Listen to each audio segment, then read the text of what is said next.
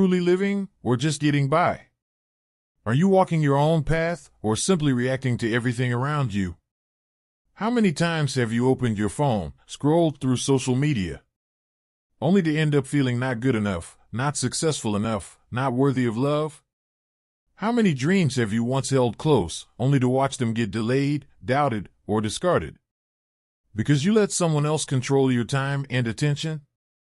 If you've ever felt lost, if you've ever felt drained, drowning in noise, judgment, and comparison, then maybe it's time to come home. To return to yourself. Focus on yourself. Stay silent. You win. Today, you're reclaiming something the world has tried to strip away from you. Your focus, your stillness, and your strength from within. We're about to walk through 10 Stoic principles to help you master your life, build unshakable discipline, and succeed in stillness. Stay until the end, because the 10th principle might just change the way you live the rest of your life. 1. You don't owe anyone an explanation. So you've decided to take your power back. You're tired of explaining. Tired of justifying your path. Tired of defending your growth to people who don't live your life, don't carry your weight, don't know your story. And here's what you need to hear, loud and clear. You don't owe anyone an explanation for evolving. Too many men waste their energy trying to convince others they're doing the right thing. I'm quitting this job, but here's why. I'm cutting off this friendship, but let me explain. I'm finally prioritizing myself, but I hope you understand. Stop. You're not here to negotiate your growth. You're not here to be understood by everyone. You're here to become who you were called to be. And becoming that man requires silence. It requires focus. It requires letting go of the idea that your journey needs external permission. Marcus Aurelius wrote, "If it is not right, do not do it. If it is not true, do not say it." That's clarity. That's power. That's living in alignment with your own values, not theirs. Why do we explain ourselves? Because deep down, we want to be accepted. We want people to know we're not selfish, or rude, or too much. We want them to get it. But here's the harsh truth. Most people won't get it. And they're not meant to. They haven't seen the nights you couldn't sleep. They haven't felt the frustration of feeling stuck. They haven't heard the whispers from God calling you to more. And that's okay. Your path is sacred. Your direction is between you and your Creator, not the crowd. So what do you do instead? You walk quietly. You move decisively. You act with integrity and let your results speak over time. You stop seeking validation from those who aren't qualified to judge your decisions. You stop explaining choices that come from your soul. You stop editing your journey for the comfort of those who've never had the courage to start their own. You want to be free? Then release the need to be understood. Release the urge to be liked. Release the compulsion to narrate every step of your growth. Let your silence speak. Let your peace explain. Let your transformation make the noise. Don't explain your philosophy. Embody it. Epictetus.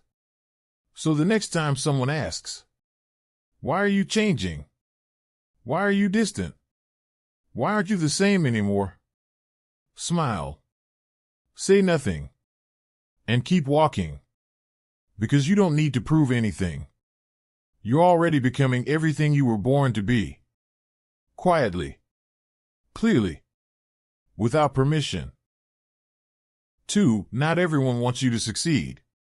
So now you've stopped explaining. You've chosen silence. You're walking in clarity. But here comes the uncomfortable part of growth. And it hits harder than most expect.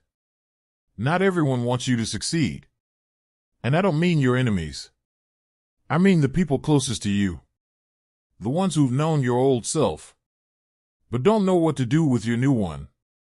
Growth is uncomfortable. Not just for you, but for everyone who used to feel safe around your stagnation. The moment you start changing, You start becoming a mirror that forces people to see their own compromises, their own excuses, their own lack of movement. And they don't like that. So instead of applauding you, they question you. They distance themselves. They mock you. Or worse, they try to pull you back. Who do you think you are? You've changed.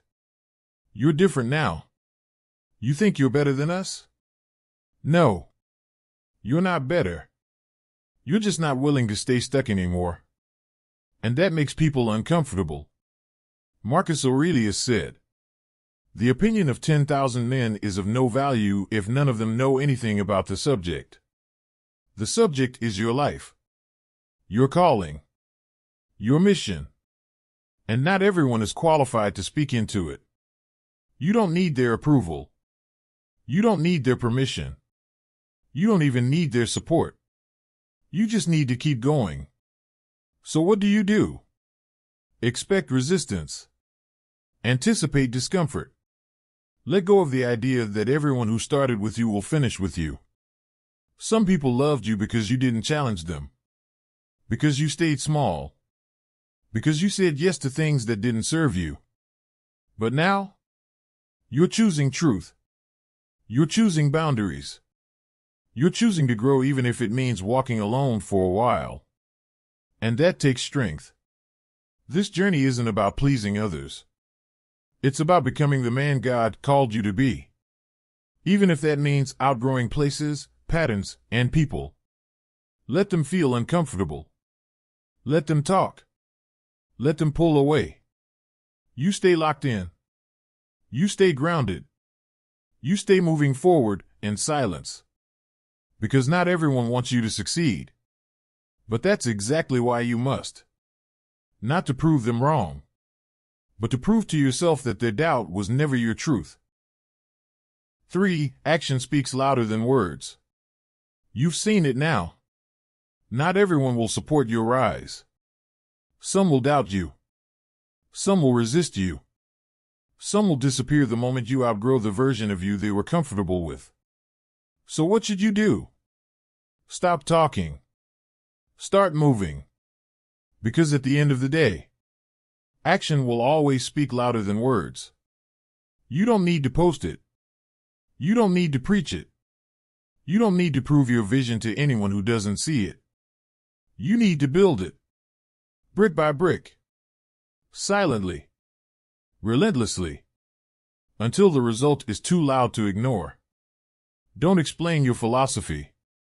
Embody it. Epictetus. You say you're disciplined? Let your schedule show it. You say you're focused? Let your progress reflect it. You say you've changed? Let your decisions speak louder than your old habits ever did. The truth is, people don't believe words. They believe patterns. They believe fruit. They believe consistency over time. So instead of telling people what you're about, show them. Or better yet, don't show them at all. Just become. You want peace? Stop debating people who aren't building anything. You want progress? Stop announcing moves you haven't made yet. You want power? Master the art of quiet execution. Because when you act in silence, you preserve energy. You eliminate resistance. You stay ahead while everyone else is busy being loud and empty. What does this look like? You journal your goals privately. You train when no one's watching. You build your finances in silence. You heal without posting quotes about healing. You let your peace be the evidence of your elevation. Let them wonder what you're up to. Let them guess why you've been quiet. Let them feel your absence. And one day, when they see the man you've become, they'll realize it wasn't magic. It was discipline. It was repetition. It was quiet work in the dark. So stop explaining. Stop convincing. Stop announcing. Put your head down. Keep your heart clean. And let your life speak. Because your results will say everything your words never needed to. 4. Sharing your goals too soon steals your drive. You've stopped talking. You've started building. You're letting your actions speak. You're beginning to taste what quiet power feels like. But then, right when the flame starts to burn, right when the vision gets clear, you slip. Not because you're lazy, not because you're weak, but because you opened your mouth too soon. You said it out loud. You shared the goal. You told them your plan. You posted the blueprint. And for a moment, it felt good. Too good. Because here's what most people don't realize. Talking about your goals gives your brain the illusion of progress, but without the pain of execution. When you announce what you're going to do, your brain releases dopamine, the chemical you should only earn after doing the real work. But instead, you get a counterfeit reward. A high without a climb. A hit of validation without transformation. Suddenly, you feel like you've accomplished something. But you haven't even started. And worst of all, that false celebration kills your urgency. It numbs your edge. It seduces you back into comfort. Now you're addicted to being seen doing the work, instead of actually doing the work. Marcus Aurelius warned us. Ambition means tying your well-being to what other people say or do. Sanity means tying it to your own actions. Think about that.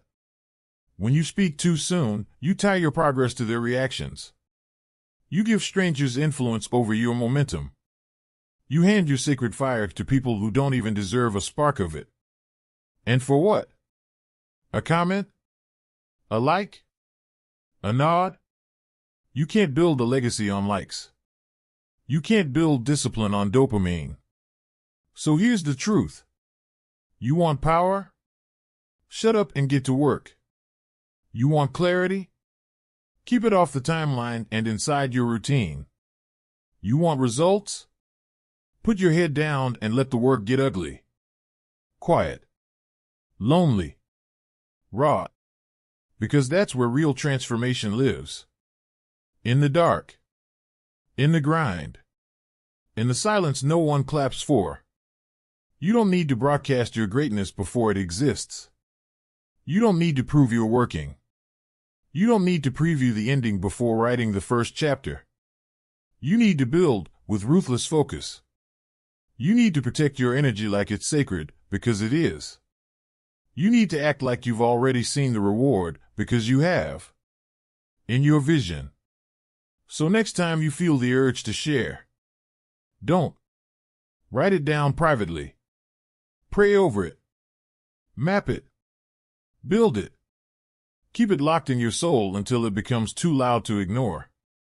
When your goals are louder than your words, the world pays attention. But when your words are louder than your goals, the world forgets. Let them wonder. Let them guess. Let them talk. You move. Silently. Strategically. Relentlessly. 5. Stop trying to convince people who'll never understand you. You've stopped sharing your goals too early. You've kept the vision sacred. You've learned to protect your fire from premature exposure. But there's still one trap most men fall into. Even in silence. Even with discipline. Even when the work is happening. They still want to be understood. They still crave for someone to get it. To validate them. To say, I see you, man.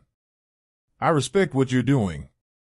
They want approval from people who've never walked a single step in their shoes. Here's the truth. Some people are not confused about who you are. They just don't want to accept it. They see your growth. They feel your shift. And it makes them uncomfortable. Not because you're wrong, but because your clarity exposes their confusion. Your discipline exposes their drift. Your light triggers their shadows. So they resist you, misunderstand you, doubt you, talk about you, dismiss you. And you? You spend precious energy trying to explain yourself to people who already decided not to listen. Marcus Aurelius wrote, "When another blames you or hates you, or people voice similar criticisms, go to their souls, penetrate inside and see what sort of people they are. You will realize that there is no need to be racked with anxiety that they hold any particular opinion about you." This is the Emperor of Rome saying, "Don't let people's opinions own you, especially when their inner world is in chaos. You want peace? Then stop justifying your standards to people who benefit from your confusion. Stop apologizing for protecting your energy. Stop begging for understanding from minds that were never built to carry your vision. You don't need to be liked. You don't need to be accepted. You don't need them to finally see your side. You just need to be aligned within yourself and with your purpose. When you're aligned with truth, you can be misunderstood and still move forward. You can be judged and still remain grounded. You can be doubted and still rise because you're no longer powered by their praise. How do you break free from the need to be understood? Accept that not everyone is meant to walk with you. Let go of explaining every decision you make. Practice radical detachment. Their confusion is not your responsibility. Choose peace over being right. Let your consistency become the loudest message you'll ever send. Because in the end, you don't need to be understood by the crowd. You only need to be obedient to your calling. Let them misunderstand you. Let them gossip. Let them roll their eyes. Let them think you've changed. Because you have. And you're not going back. You were never meant to convince the world. You were meant to become the man God designed you to be, whether they understand it or not. 6. Care for yourself from the inside out. You've stopped trying to be understood. You've let go of explaining, of defending, of proving. Now what? Now, you heal. Not for applause. Not to impress. Not so they'll say you've changed. But because you finally realize you deserve to be whole. You deserve to be strong. And you deserve to be at peace. You see, real power doesn't just come from hustle. It doesn't just come from discipline, silence, and strategy. It also comes from how well you take care of what's within. And I'm not just talking about the gym or green juice. I'm talking about the habits no one sees. Getting real sleep. Drinking water before coffee. Cooking instead of coping. Sitting with God instead of scrolling. Writing out what hurts instead of ignoring it. Self-care isn't soft. It's strategic. Because when you're drained emotionally, mentally, spiritually, you become reactive. You lose clarity. You snap. You doubt. You spiral. But when you're full, you move different. You lead different. You respond with wisdom, not wounds. The Stoics believed in this too, though they said it differently. They didn't say take bubble baths. They said, a man must stand erect, not be kept erect by others. Marcus Aurelius. How do you stand tall every day? By building habits that restore your soul, not just your calendar. What does caring for yourself from the inside out look like? Wake up with intention, not urgency. Begin your day in silence before the noise begins. Prioritize whole foods and clean water, not because of vanity, but vitality. Say no to people and patterns that exhaust you. Walk in nature without headphones. Let your mind breathe. Talk to God like He's not far, because He isn't. This is not weakness. This is warrior-level self-respect. Because the man who can protect his peace can lead in any storm. You want to be unstoppable? Then treat your mind like a sacred temple. Treat your body like a vessel of purpose. Treat your time like holy ground. Stop glorifying burnout. Start honoring recovery. Not to escape life, but to be fully present for it. If you want to improve, be content to be thought foolish and stupid. Epictetus. So let them laugh when you say no to chaos. Let them mock when you leave early to get rest. Let them think you're boring for choosing peace. Because the real ones? We're not here to entertain. We're here to endure. To outlast. To live from overflow. 7. Manage your finances like a man on a mission. You've started taking care of your body, your mind, your peace. Now, it's time to take care of something just as sacred, but far more dangerous when ignored. Your money. Because no matter how disciplined you are, no matter how peaceful you seem, if your finances are a mess, your life is built on a shaky foundation. Money is not evil. Money is neutral. It simply reveals your values. How you spend, how you save, how you give. It all reflects what you believe about freedom, security, legacy, and identity. So the real question isn't, how much money do you make? It's, are you the master of your money or its slave? The Stoics understood this too. They didn't worship riches, but they didn't ignore money either. They saw money as a tool, nothing more, nothing less. Seneca, one of the wealthiest Stoics of his time, wrote, "It is not the man who has too little, but the man who craves more, that is poor." Read that again. You can make 6 figures and still live like a beggar if you lack control. You can drive a luxury car and still be anxious every time the card is swiped. Why? Because you never trained your money to obey you. It's been training you to chase, compare, spend, and escape. So what does financial self-mastery look like? Spending with intention, not impulse. Saving not out of fear, but out of strategy. Investing in what multiplies your values, not your vanity.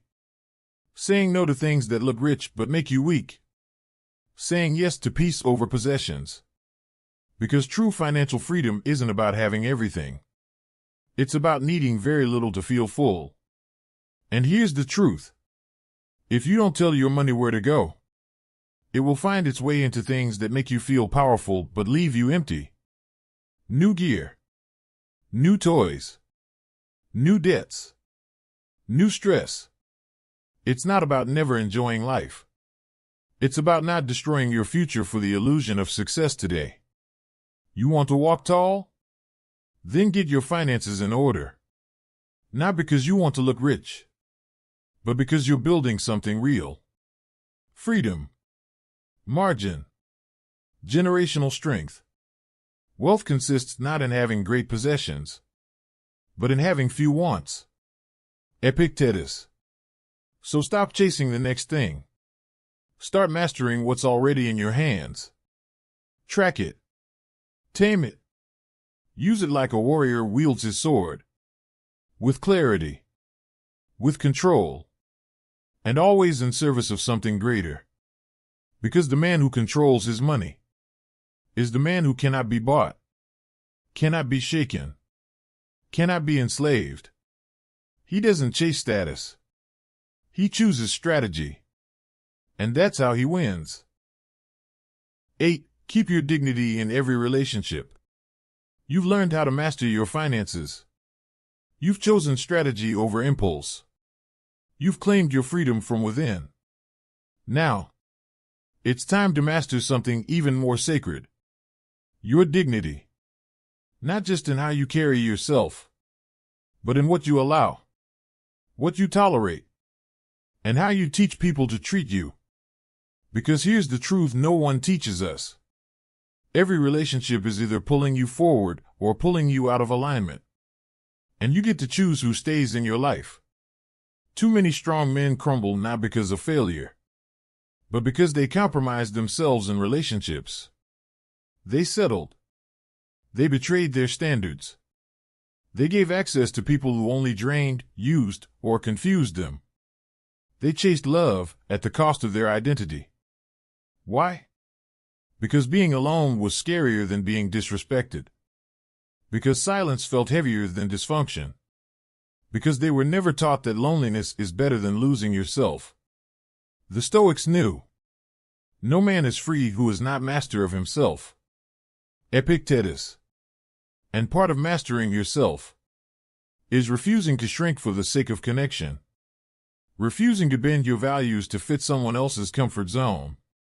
Refusing to stay silent when your spirit is screaming this isn't right. So what does dignity in relationships look like? Saying no when you're pressured to become someone you're not. Walking away when love becomes manipulation. Refusing to entertain one-sided loyalty. Being kind without becoming soft. Being clear about your standards, even when it makes you the villain in someone's story.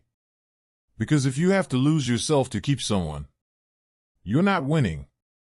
You're disappearing. You weren't created to be tolerated. You were created to be respected. And that starts with how you respect yourself.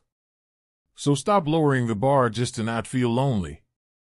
Stop making excuses for people who never show up. Stop holding on to relationships that require your silence to survive. The right people won't need you to be smaller. The right partner won't punish you for being honest. The right friendships will challenge you without costing your peace. But first, you have to become the kind of man who's willing to walk away when it's not aligned. To live a good life. We have the potential for it. If we learn to be indifferent to what makes no difference. Marcus Aurelius. Your dignity is not up for negotiation. Not for attention. Not for closeness. Not for potential. Because at the end of the day, a man with standards may lose people, but a man without them loses himself. 9. Master your reactions. Calm is your superpower. You've learned to protect your dignity. You've walked away from what dishonors your peace. You've raised your standards, not from ego, but from clarity. Now comes one of the hardest, most powerful skills you'll ever build. The ability to stay calm when everything around you is not. Let's be real. Life gets chaotic. People will test you, disrespect you, disappoint you. And life? It won't always play fair. But your true power is not found in controlling the world. It's found in controlling yourself. It's not what happens that defines you. It's how you respond. Marcus Aurelius, the emperor of Rome, faced betrayal, war, loss, and pressure no modern man can imagine. But he wrote, "You have power over your mind, not outside events.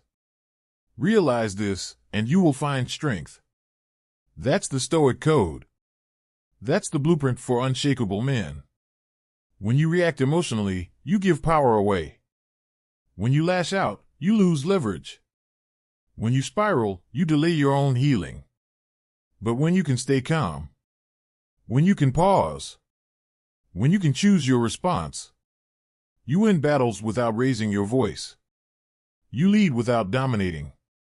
You influence without force. That's what men of mastery do. What does mastering your reaction look like? Taking a deep breath instead of a defensive posture. Walking away from arguments that cost your peace. Choosing silence when your ego wants to scream. Sitting with your emotions before making a decision. Praying before reacting. Asking, what would the strongest version of me do right now? You don't need to control them. You don't need to control the outcome. You just need to control you. Because the most dangerous man in the room is the one who stays calm under fire. Anger is a brief madness. Horace. Don't let temporary emotion ruin permanent character. Train yourself to sit in the tension. To breathe in the discomfort. To be the stillness when everyone else is noise. That's your superpower. Not the reaction, but the restraint. You want to rise above the chaos? Then stop joining it. You're not built to be reactive. You're built to be rooted. 10. You don't owe the world an explanation for your happiness.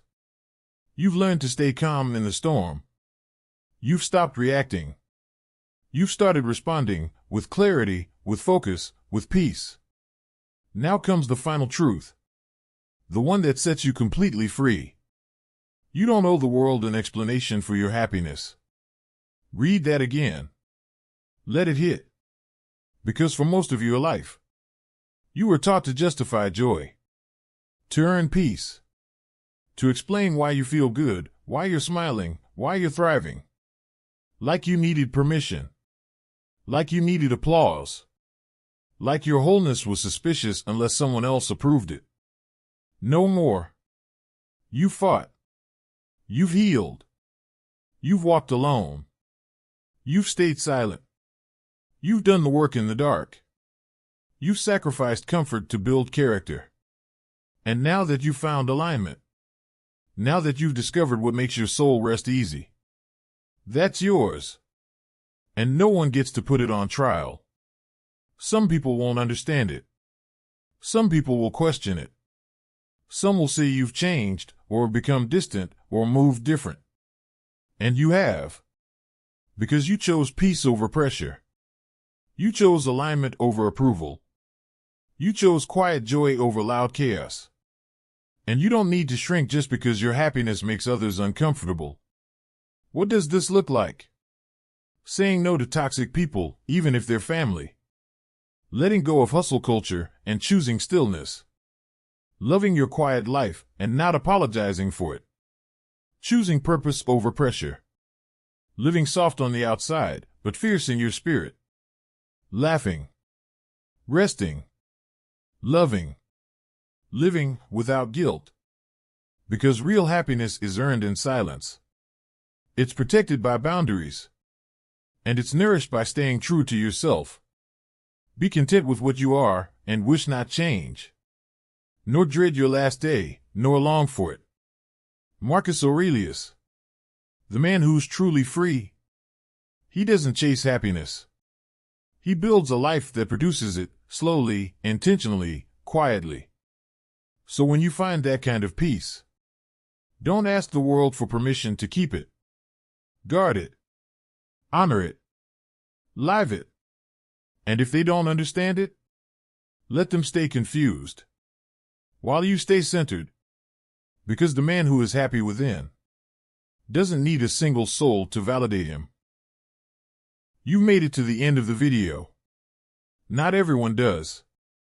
But you did. Now, you have a choice. A decision to either continue living the way you've always lived, or decide to use the power you found in this journey to change everything. Only you know what matters. Only you understand what silence and focusing on yourself will lead to. Are you ready to step out of the noise and build a life that's more meaningful and powerful than ever before? Share with me in the comments. Which principle from today's video will you apply immediately to change your life? And if you found this video valuable, don't forget to hit like so it can reach other men who need to hear these words. Subscribe to make sure you don't miss future videos about stoicism, discipline, and personal growth. We're not here just to exist, we're here to live with strength and purpose.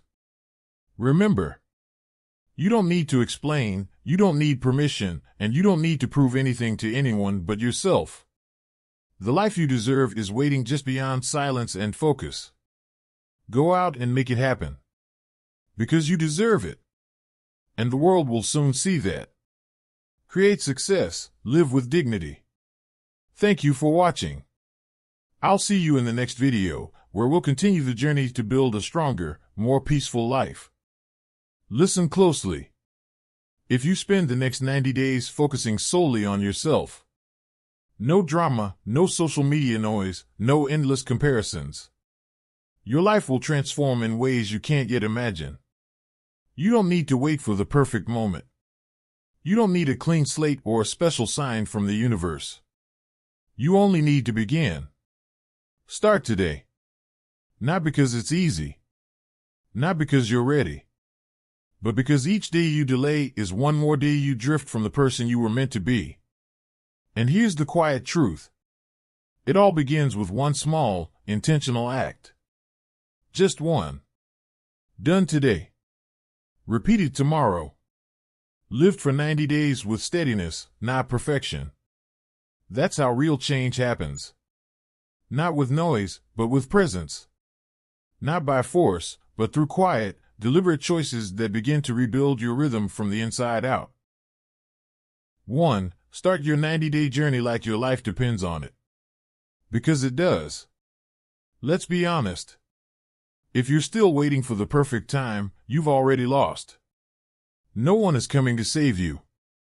No magical right moment is about to appear. No external event will ever feel exactly right for you to finally move forward. And that's the trap most men fall into. They wait. Wait for a sign. Wait for confidence. Wait until they feel ready. Wait until it's easier, or less scary, or more convenient. But here's the truth, raw and unfiltered. The longer you wait, the further you drift away from who you're meant to become. What if you committed, truly committed, to 90 days of raw, unapologetic focus on yourself? Not to please anyone. Not to prove anything. Not for applause. But for you, for the man you know you're capable of being when you silence the noise and go all in. 90 days. That's all. Not forever, just a chapter. But it could be the chapter that rewrites the whole damn book. This is the invitation. Stop explaining your stagnation. Stop defending your excuses. Stop numbing your potential with distractions. You say you're tired of being stuck?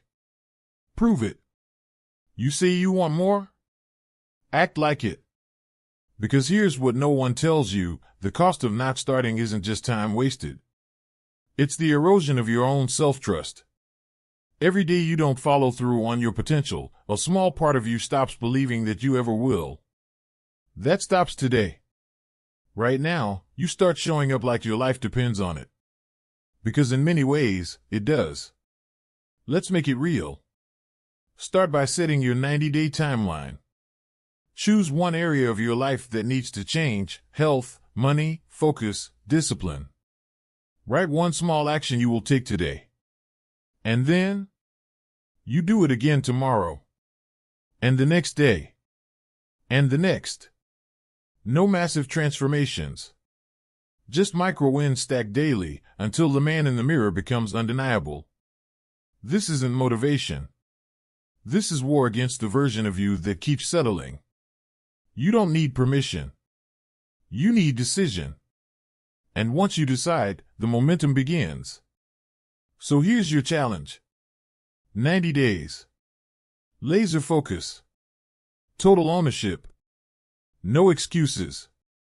Start small. Start messy. Start even if you're scared. But for the love of the man you could become, just start. No more maybe later. No more when life calms down. No more self-betrayal disguised as patience. This is your reset. This is your wake-up call. This is your moment to rise. And you'll be shocked how much can change in just 90 days when you finally stop negotiating with yourself and start moving with ruthless consistency. Let the next 90 days be a comeback story. The one that changed everything. Fire comment, I'm in if you're ready to go all in on yourself. No turning back. 2. Audit your life like a man with a mission. So you've accepted the call. You've stopped waiting. You've chosen to move, to rise, to break the cycle of hesitation. Now what? Now, you stop living by default and start living by design. Because raw action without direction is just motion. It's sweat without meaning. Effort without evolution. This next step isn't loud. It's not flashy. It's radical honesty, and most men run from it their entire lives. But not you. Because you're not here to be busy. You're here to be effective. And that begins with this. You must audit your life. Take a hard, unfiltered look at the current landscape of your existence. Not the highlight reel you show online. Not the version you tell your friends. Not even the story you've been telling yourself to sleep better at night. The real version. The raw data. You are the architect. But no architect builds without first surveying the terrain. You can't fix what you refuse to see. Break your life into pillars. Health. Wealth. relationships, mindset, purpose, discipline, time, energy, growth. Then, one by one, ask yourself, where am I lying to myself? Where am I pretending things are okay? Where am I coasting when I should be climbing? Where have I accepted mediocrity as if it's your destiny? And more importantly, what does the ideal version of this area look like? Paint it vividly. Be detailed. Be unreasonable in your clarity. And then, stand in the gap between where you are and where you know you're meant to be. That gap is your battlefield. That gap is the proof that the next 90 days aren't optional, they're necessary. Because if you're not living by clear intention, you're just drifting under the illusion of control. This isn't about guilt. This isn't about regret. It's about responsibility, and that's the ultimate freedom. You will not change what you will not confront. And no one else can audit your life for you. This is the work of a man reclaiming command of his future. So pull out a pen, a whiteboard, a digital dock, whatever you need, and begin. Draw the map. Health, am I proud of how I move, eat, sleep, breathe? Money, do I control it, or does it control me? Time, is it aligned with my values or hijacked by distractions? Purpose, am I living or just surviving? Don't overthink it. Don't delay it. This is your mirror moment. And here's the part most skip. Once you've done the audit, you choose your battleground. Pick the top 2 or 3 areas that hurt the most, the ones that have been quietly bleeding potential out of your life, and you turn them into your 90-day war zones. That's your focus. That's your mission. That's your reason to get up and move like a man possessed. Because clarity kills confusion. Clarity awakens courage. Clarity brings the kind of focus that turns a regular man into a force. And once you lock into that vision, every excuse, every distraction, every fake comfort loses its grip. So here's your next move. Stop pretending you don't know what's wrong. Stop hoping someone else will clean up the mess. Stop settling for average when your soul is screaming for more. Audit your life like a man with a mission. Like a man who finally realizes that his time is not guaranteed. Like a man who refuses to die with his potential still in him. The clock's ticking.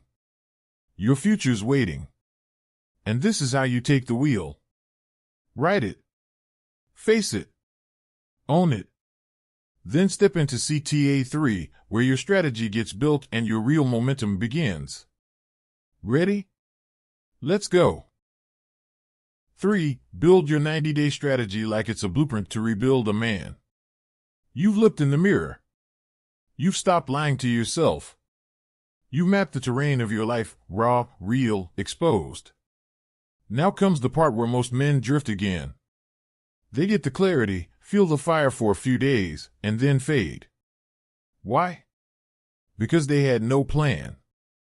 No direction. No daily structure. No strategy to transform clarity into execution. You don't need more motivation, you need a framework. A system you can follow even on the days when motivation disappears. Because it will. And that's when strategy becomes your weapon. So here's the shift. You don't just hope this 90-day journey works. You engineer it like a machine. Like a blueprint for rebuilding a man from the ground up. Start with 3 areas you refuse to leave unchanged, not 5, not 10. Just 3. The essential 3. The ones from your audit that felt like a gut punch. These are your non-negotiables. Then break each one down with ruthless precision. What is the ultimate outcome I want in 90 days? What are the weekly checkpoints that prove I'm moving? What are the daily actions that must be repeated, no matter how I feel? Don't chase complexity. Chase clarity. Keep it simple enough to follow, but structured enough to eliminate guesswork. Let's say your focus is fitness. Don't write, I want to get in shape. Write, I walk 10,000 steps every day. I train 4 times a week. I follow a clean, no-nonsense meal plan. I sleep before 11 p.m. I track it daily. Now you're not chasing a goal. You're becoming a man who lives by principle, not impulse. And when emotions rise, as they always will, you don't debate. You don't renegotiate. You execute the plan because the plan is what leads you through the fog. This is Stoicism in action. Discipline over drama. Duty over dopamine. Let me make this clear. You don't rise by chasing results. You rise by becoming the man who does the work regardless of results. That's how change becomes identity. That's how short-term effort turns into long-term power. Now build your personal war map. Write down your 3 pillars. For each one, define your goal, your key actions, and your metrics. Make it visible. Print it. Paste it on your wall. Put it in your phone wallpaper. Because what is visible becomes actionable, and what is vague gets ignored. Do not leave it in your head. If it's only in your head, it's just another daydream. And here's where most men lose steam. They keep adjusting their plan when it gets hard. But you adjust your mindset, not your mission. You anchor into the plan like your life depends on it, because in many ways, it does. This is not about crushing it every day. This is about showing up, even when you don't want to.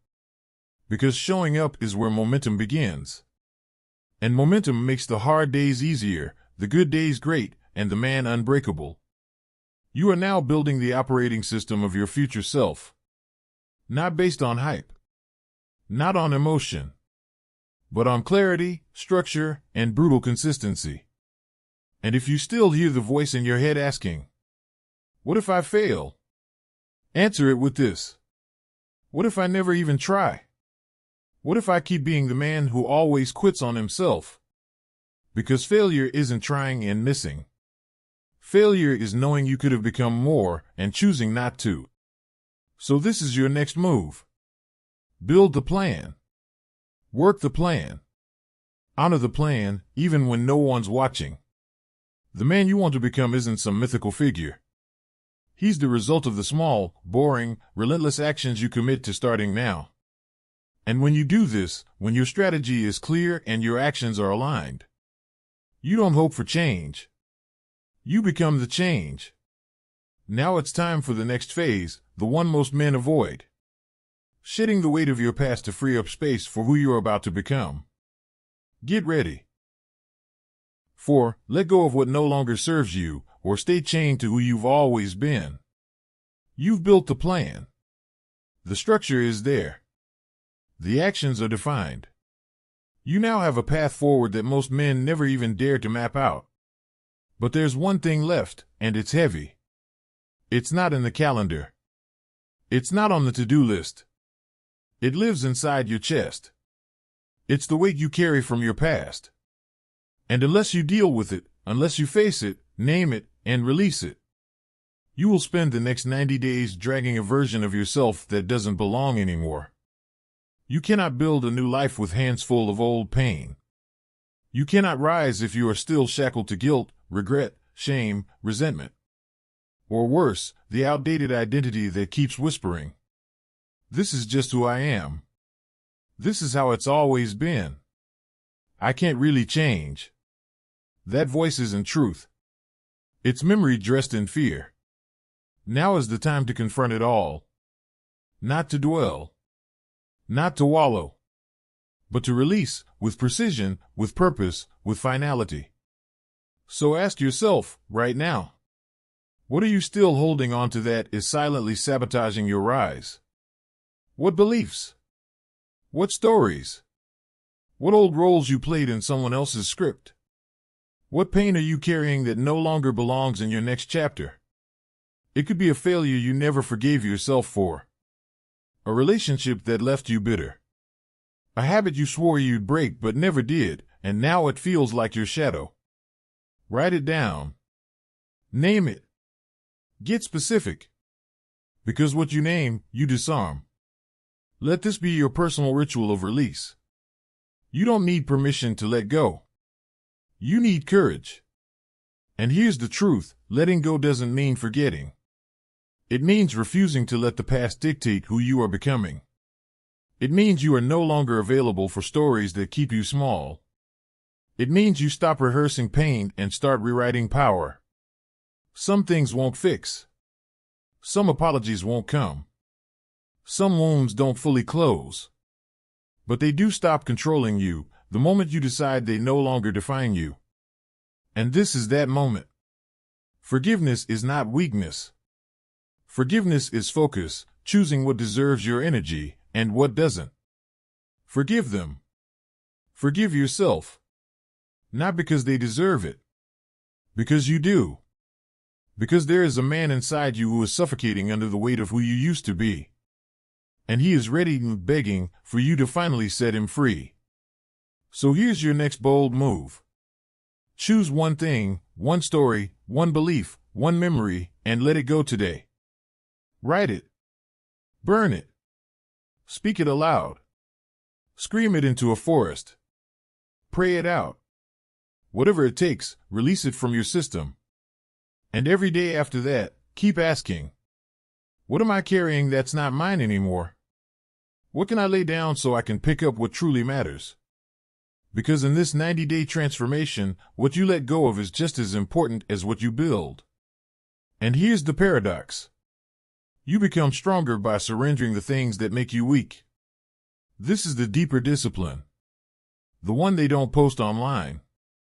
The quiet war. The real growth.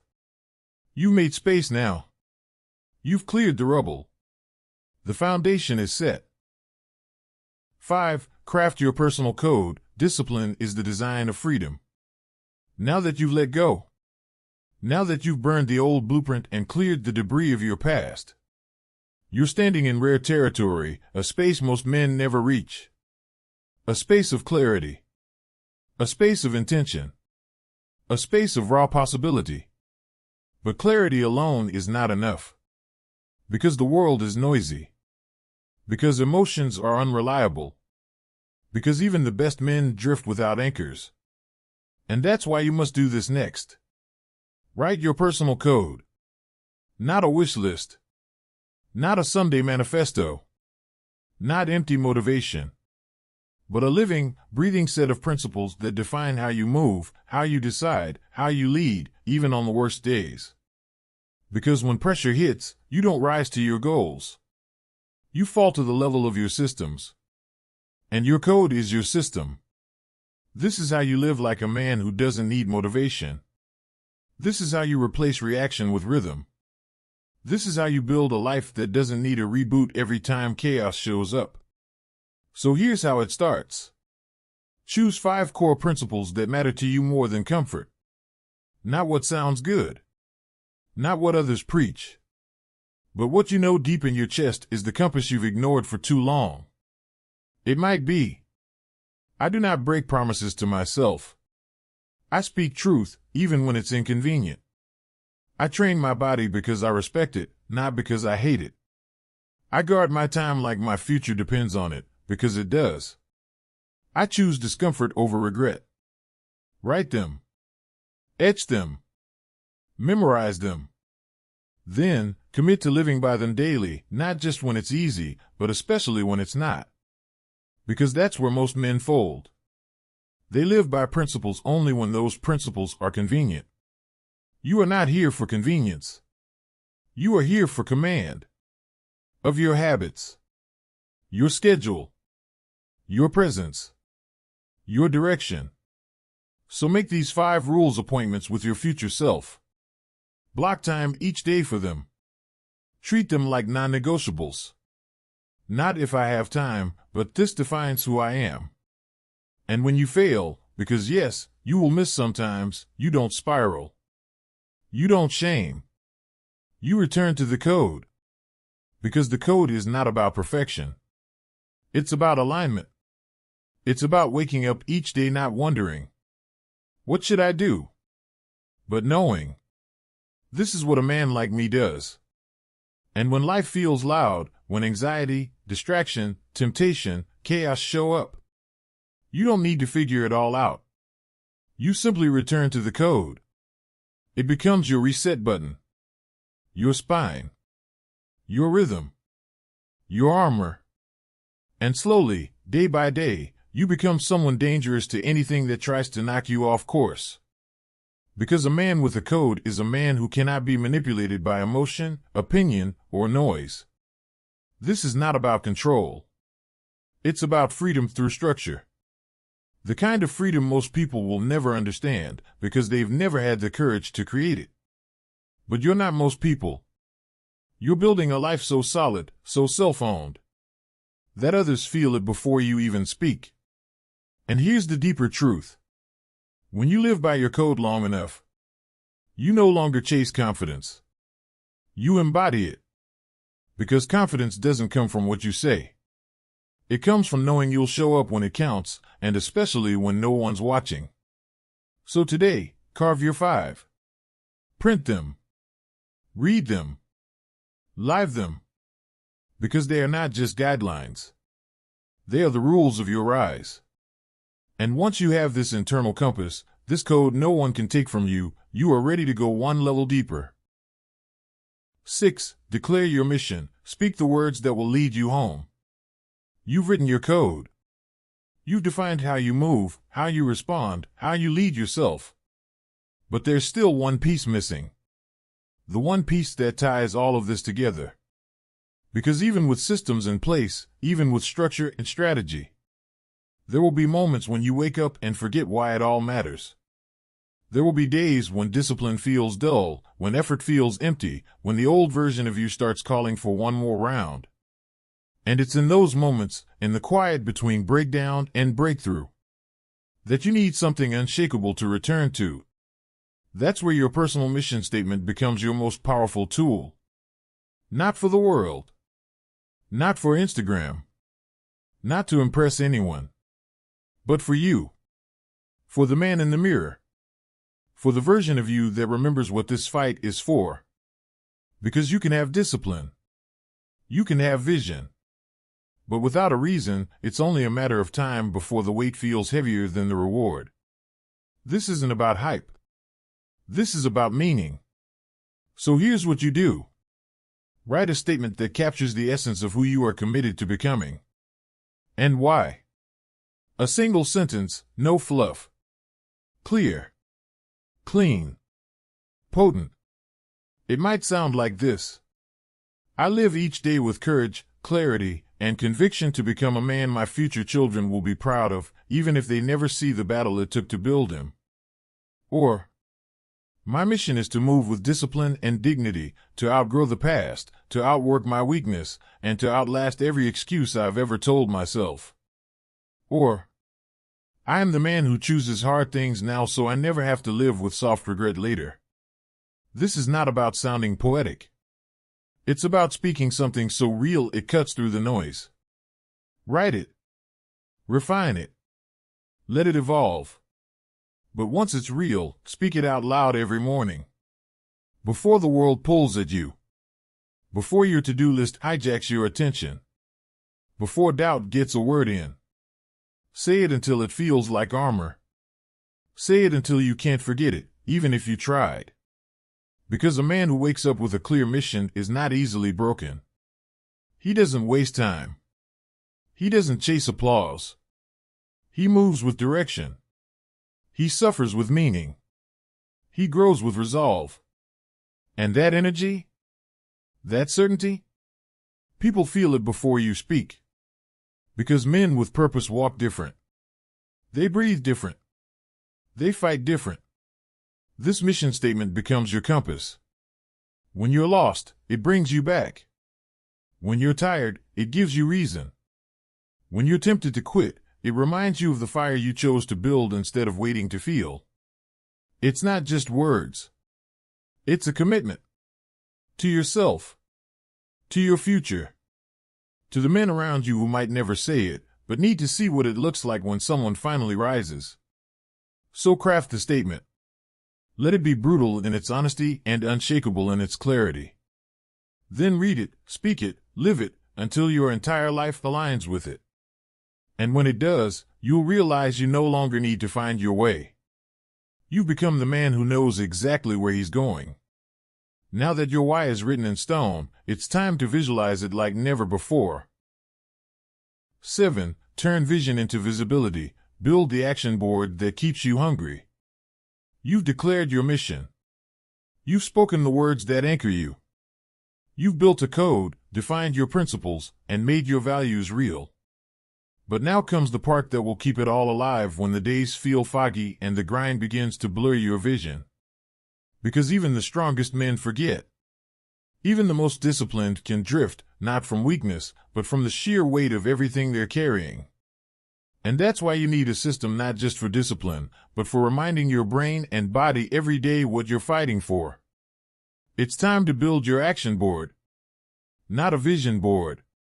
Not a collage of fantasies and vague dreams.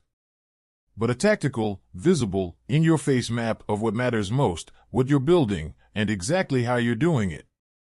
This is where you make your goals undeniable. No more wishing. No more hiding them in a notebook you never open. No more letting your mission get buried beneath the noise of daily demands. You're going to take everything you've written, your goals, your code, your mission, and turn it into a living map of daily action and long-term clarity. Here's how. Start with your 3 main targets for the 90-day mission. Not the result, but the daily actions and weekly checkpoints that move the needle. Then layer on visual cues. Charts. Progress bars. Calendars. Weekly reviews. Images that speak to the future you're building, not just for aesthetics, but as triggers. Because when the brain sees something repeatedly, it begins to believe. And when it believes, it begins to move in alignment, not by force, but by familiarity. You are rewiring your identity. Not by chance, but by design. Place this board where you see it daily. Your office. Your phone wallpaper. Your bathroom mirror. It becomes your morning reminder, your midday reset, your evening scoreboard. It tells you, this is what I said I would do. This is how far I've come. This is what's next. It removes doubt. It removes overwhelm. It replaces chaos with rhythm. And most importantly, it keeps the fire visible. Because when the work feels hard, when the emotions waver, when the world screams for your attention, you don't respond with motivation. You respond with clarity. A clear man is a dangerous man. A man who knows where he's going doesn't get distracted by shortcuts, applause, or other people's timelines. This action board isn't decoration. It's your daily dose of direction. It's the visual battlefield of your evolution. And here's the real magic. When you track progress visually, when you physically see actions stack and targets close in, you begin to experience real momentum. You stop asking, is this working? You start feeling it, living it, breathing it. Momentum is not luck. It's not motivation. It's measured movement. So start building it. Lay it out. Make it personal. Make it uncomfortable. Make it undeniably yours. Because in the quiet moments of doubt, it's not the hype that saves you. It's the systems you've made visible. This board isn't just a plan. It's proof that the man you're becoming is not a fantasy. He's in motion. He's being built brick by brick. And you are the one building him. Now that the road ahead is visible and tactical. In CTA 8, we set up the final gear most men ignore, the system of feedback and realignment, so you never drift silently again. Let's make sure your actions are not only consistent, but calibrated, refined, and always pointed true north. Let's keep building. 8. Build your feedback system, because real growth needs brutal mirrors, not just good intentions. Your action board is up. Your strategy is alive. Your vision is visible. You've declared where you're going, and you've made your map real. But here's the inconvenient truth most men avoid. You can't optimize what you don't measure. And more dangerously, you can't correct what you refuse to confront. This is where the good gets separated from the great. Because great men don't just act, they assess. They track. They review. They calibrate. They look themselves in the eye every 7 days and ask the hardest question of all. Am I truly moving forward or just staying busy? You need more than a plan. You need a mirror that doesn't flinch. That's what your feedback system becomes. It's not about judgment. It's not about shame. It's about building a rhythm of realignment. So you don't drift 6 months down the wrong path just because you refuse to check the compass. So here's how you build it. First, schedule a weekly review, no exceptions. Every 7 days, you sit down, just you and your mission, and you ask, where did I show up like the man I said I'd be? Where did I slip, stall, or sabotage? What did I learn about myself, my system, my strategy? What one action this week moved me forward the most, and what one held me back? No fluff. No filler. No pretending. If you're brave enough to be honest, this process will change your trajectory faster than any motivational video ever could. Because awareness is the first step to transformation, and weekly feedback sharpens that awareness like a blade. Second, implement an external feedback loop. This can be a mentor, a friend, a coach, or even a small group of men on the same path. Not to validate you. Not to cheerlead. But to challenge your blind spots, ask better questions, and call you out before your habits call you down. And if no one is available right now, then your journal becomes your accountability partner. Write it all down.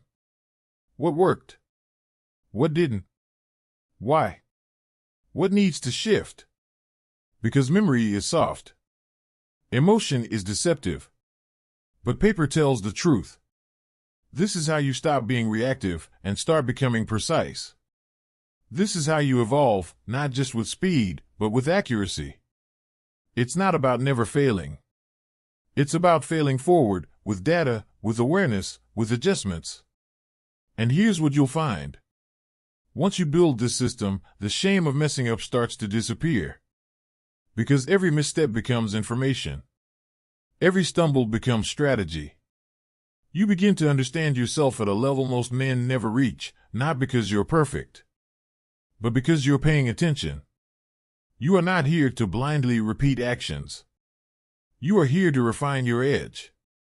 And the edge gets sharper every time you slow down long enough to ask, is this still working, or do I need to evolve? That question, asked consistently, is how a man becomes elite.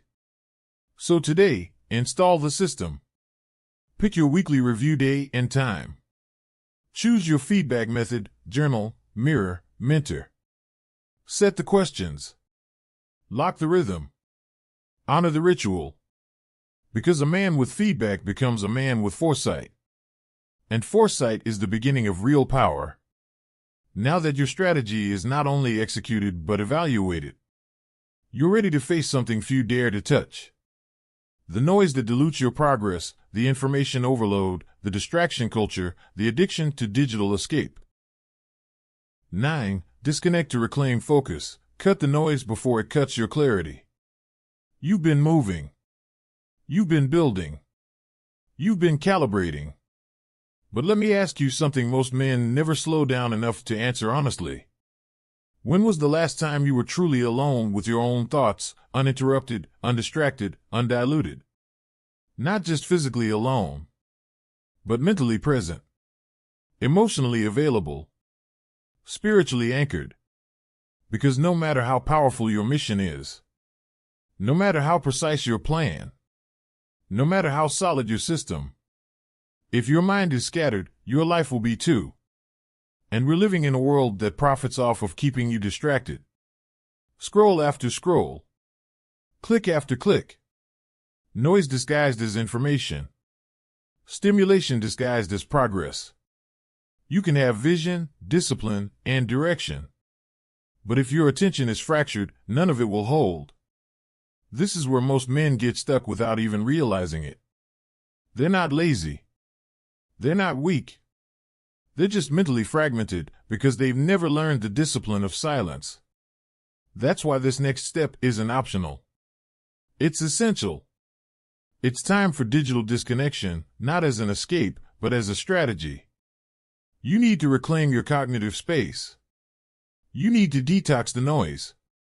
You need to give your nervous system a fighting chance to hear something deeper than dopamine.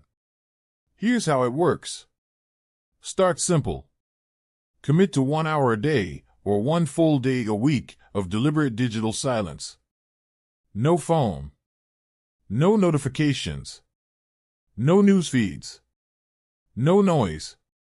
Use that time not to numb out, but to go inward. Read. Journal. Walk. Think. Pray. Meditate. Create. Reflect.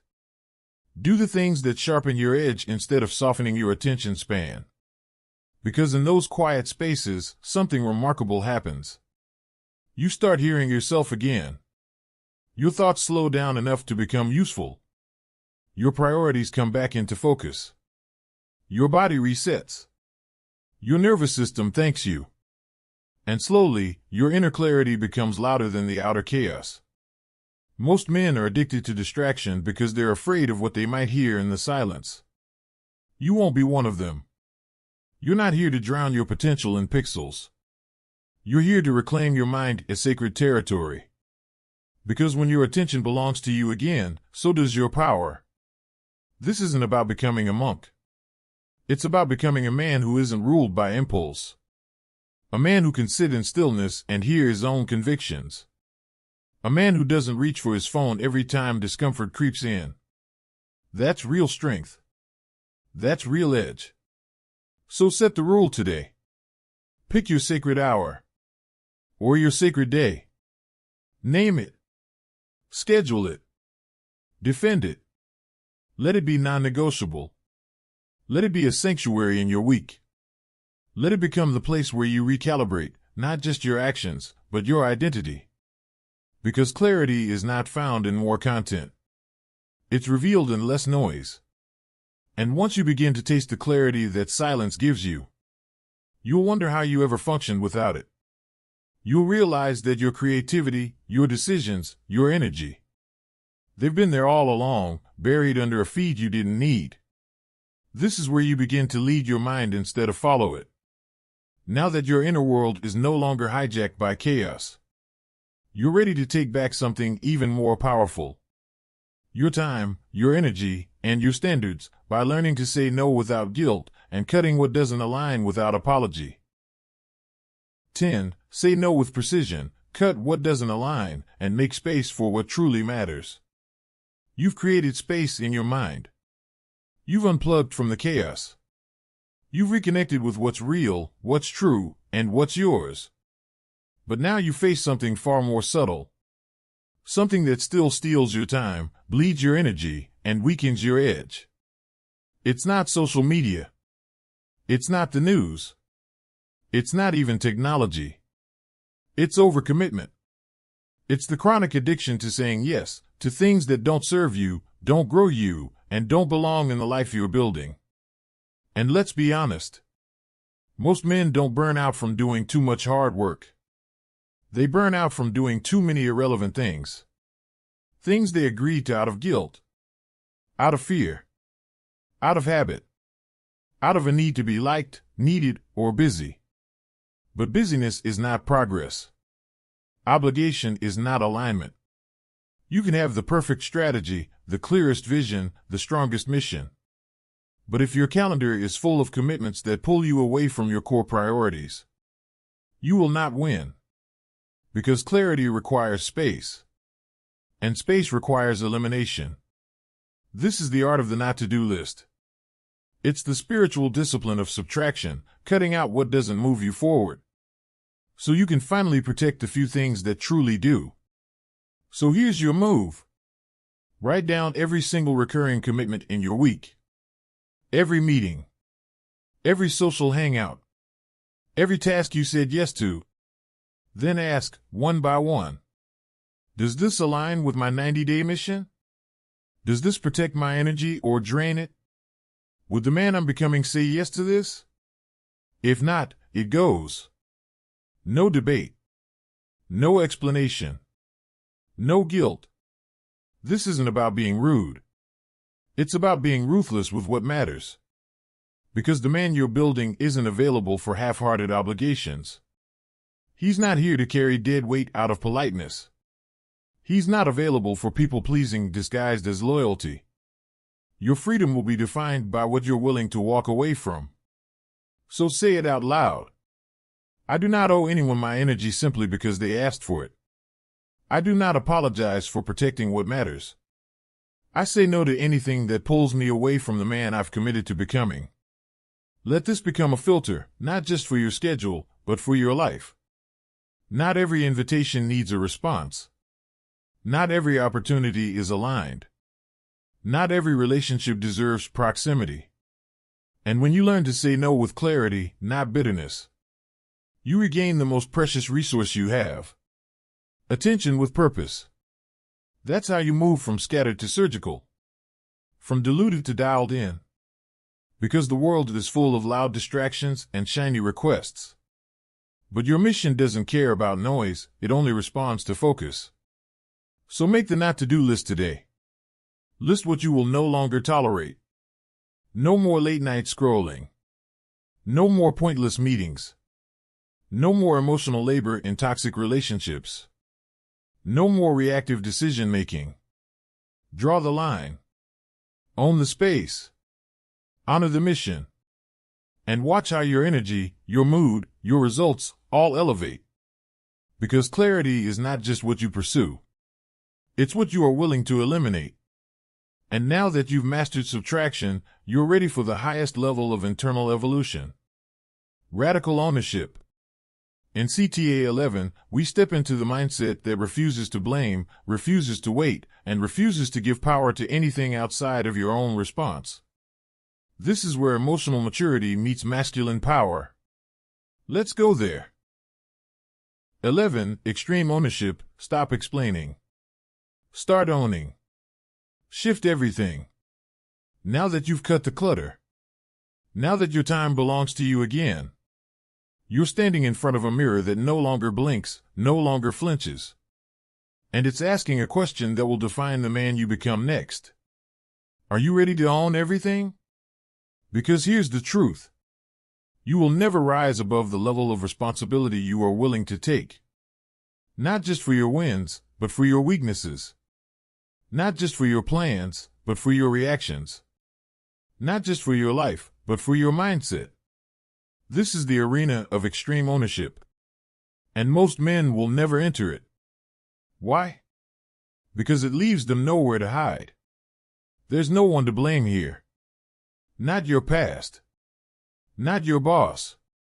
Not your parents. Not your partner. Not the economy. Not your genes. In this space, everything is yours, your actions, your outcomes, your energy, your reactions, your beliefs. And that's what makes it terrifying and liberating. Because once you stop outsourcing responsibility, you stop outsourcing power. This is the ultimate shift. From victim to creator. From reactor to driver.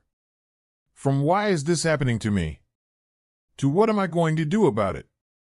Let this sink in. You cannot control every event in life.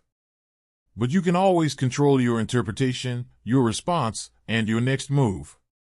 And that's where your real power begins. So the question is no longer, what did they do to me? The question is, what do I choose to do now? You begin taking ownership in every area of your life. Your health? Yours. Your discipline? Yours. Your emotions? Yours. Your goals? Yours. Your distractions? Still yours. Even your pain? Still yours to process, learn from, and grow beyond. You stop saying, I had no choice. And you start saying, I made a decision, and now I'm making a better one. You stop asking for motivation. You build a life that doesn't need it. You stop hoping someone else will show up to lead you. You become your own leader. This is not about self-blame. This is not about being perfect. It's about taking the one position in life that cannot be stolen from you. Total, unshakable, relentless ownership of who you are and who you're becoming. It means that even when life hits hard, you respond instead of react. You adapt instead of collapse. You extract lessons instead of stacking excuses. Every situation becomes data. Every obstacle becomes training. Every failure becomes refinement. And now, instead of asking for easier roads, you become the man who builds stronger legs. So here's what you do today. Start by identifying one area of your life where you've been playing small, making excuses, or waiting for something outside of you to change. Then ask the only question that matters. What part of this is my responsibility, and what action can I take right now? Write it. Own it. Act on it. Even if it's uncomfortable. Especially if it is. Because when you get in the habit of owning everything, something extraordinary happens. You become unshakable. Not because nothing touches you, but because nothing controls you. This is the posture of a man who doesn't need external permission to lead, build, or evolve. This is the mindset that separates force from noise. This is how you move from potential to power. And now that you've taken full ownership of your choices and outcomes, you're ready to change not just what you do, but who you believe you are. 12. Redesign your identity. Become the man who no longer needs to try to change, because he is the change. You've taken ownership. You've dropped the excuses. You've stopped explaining and started executing. But even the most powerful plan, even the sharpest strategy, even the most disciplined rhythm, will eventually crash into the one wall few men ever dare to question. The outdated identity they're still living from. Because here's the truth no one tells you. You will always act in alignment with the kind of man you believe you are. Not the one you're trying to become. If deep down, you still see yourself as inconsistent, you'll sabotage consistency. If deep down, you still think you're not that guy, you'll hesitate in moments that require boldness. If deep down, you believe discipline is unnatural for you, you'll always need motivation to force yourself to act. This is not a willpower problem. This is not a strategy problem. This is an identity problem. So what do we do now? We stop trying to force change, and we begin to embody it from the inside out. This is where you write a new story. Not a fantasy. Not a slogan. A clear, visceral definition of the man you are choosing to be, starting now. Here's your task. Write a detailed description of the man you will be 90 days from today. Not in goals, not in tasks, but in being. How he thinks. How he speaks. How he trains. How he leads. How he walks into rooms. What he tolerates. What he absolutely refuses. Don't write about what he wants. Write about who he already is. Let this become your daily declaration, a sacred description of your next level self. Then speak it out loud. Every single morning. Not as an affirmation, as an instruction manual for how you're going to live. And slowly, as you take action aligned with this identity, you stop needing to try to change. You start living as the man who has already changed. This is not fake it till you make it. This is act it until it's true. Because every consistent action reinforces your new identity like bricks in a fortress. And when setbacks happen, because they will, you no longer say, I failed. You say, that's not who I am anymore. You course correct faster. You recover with integrity. You return to your standard without shame. This is how real transformation happens. Not by chasing new habits, but by upgrading the self-image from which those habits emerge. This is the final shift. From acting like the man you want to be, to becoming the man you already are. Not someday. Not later. Now. So ask yourself one last time. Who am I when no one's watching? What story am I repeating, and what story am I rewriting? Who do I refuse to be from this day forward? And who am I now choosing to become, on purpose, with precision, and without apology? Because once you answer that, truthfully, fully, and fearlessly, everything else becomes execution. This is not the end of a 90-day challenge. This is the beginning of a new man. A man built by clarity, forged through discipline, refined by action, anchored in purpose, and elevated through identity. You no longer need permission to rise. You are the proof that change is real, and it starts from within. Welcome to day one of the rest of your life. Final conclusion: discipline is the quiet, ruthless commitment to who you said you'd become. It's not the good days that define your path. It's the hard ones. The days when you're tired. The days when motivation is gone. The days when every part of you wants to pause, slow down, or quit. But you don't. You show up anyway. You execute anyway. You honor your code anyway. And that is the moment everything changes. Not because it feels good, but because you've decided that your actions are no longer dictated by feelings. Discipline is not loud. It doesn't beg for applause. It doesn't need a crowd. It's the quiet, steady vow you make to yourself. To not break your word, even when no one's watching. You don't need perfection. You need consistency. You need commitment. You need to stop negotiating with weakness and start honoring your mission with every small, deliberate move. Because change is not an event. It's a daily choice. It's not something you hope for. It's something you become. Starting now. Call to action: it's time to review, refine, and rise. Do not just finish this journey. Integrate it. Let it shape how you think, how you move, how you lead. You have the tools.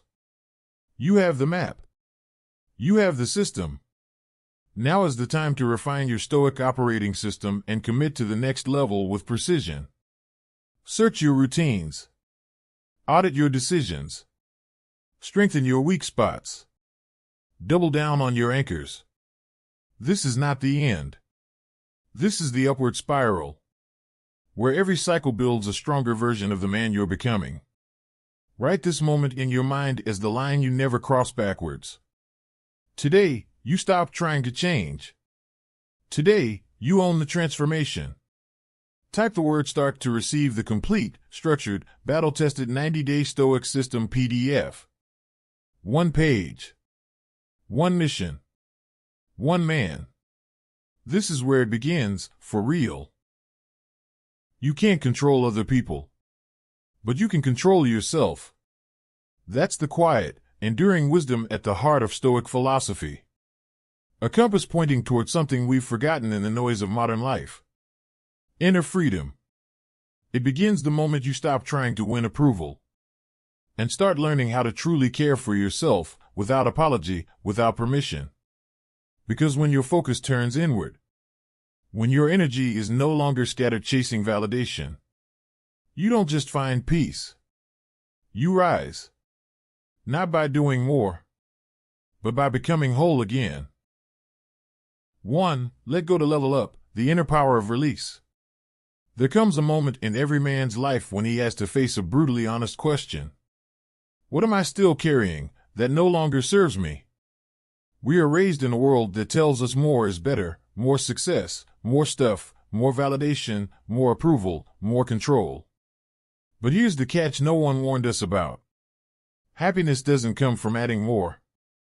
It comes from letting go. Seneca. The truth is, the most powerful version of yourself is buried underneath everything you've been conditioned to hold onto. Expectations from others. Comparisons that cripple your self-worth. A fear of failure dressed up as ambition. The constant need to prove something to people who probably aren't even watching. It's time to cut the weight. Because what you don't release, you carry. And what you carry owns you. Let go of the pressure to meet everyone's standards. You were never supposed to fit into a box they built for someone else. Let go of the toxic competition that tells you another man's win is your loss. You're not here to run his race. You've got your own lane, and it was built for one. Let go of the shame you've internalized, the one that whispers you're not enough unless you're perfect. That voice? It's not yours. It's borrowed. Return it.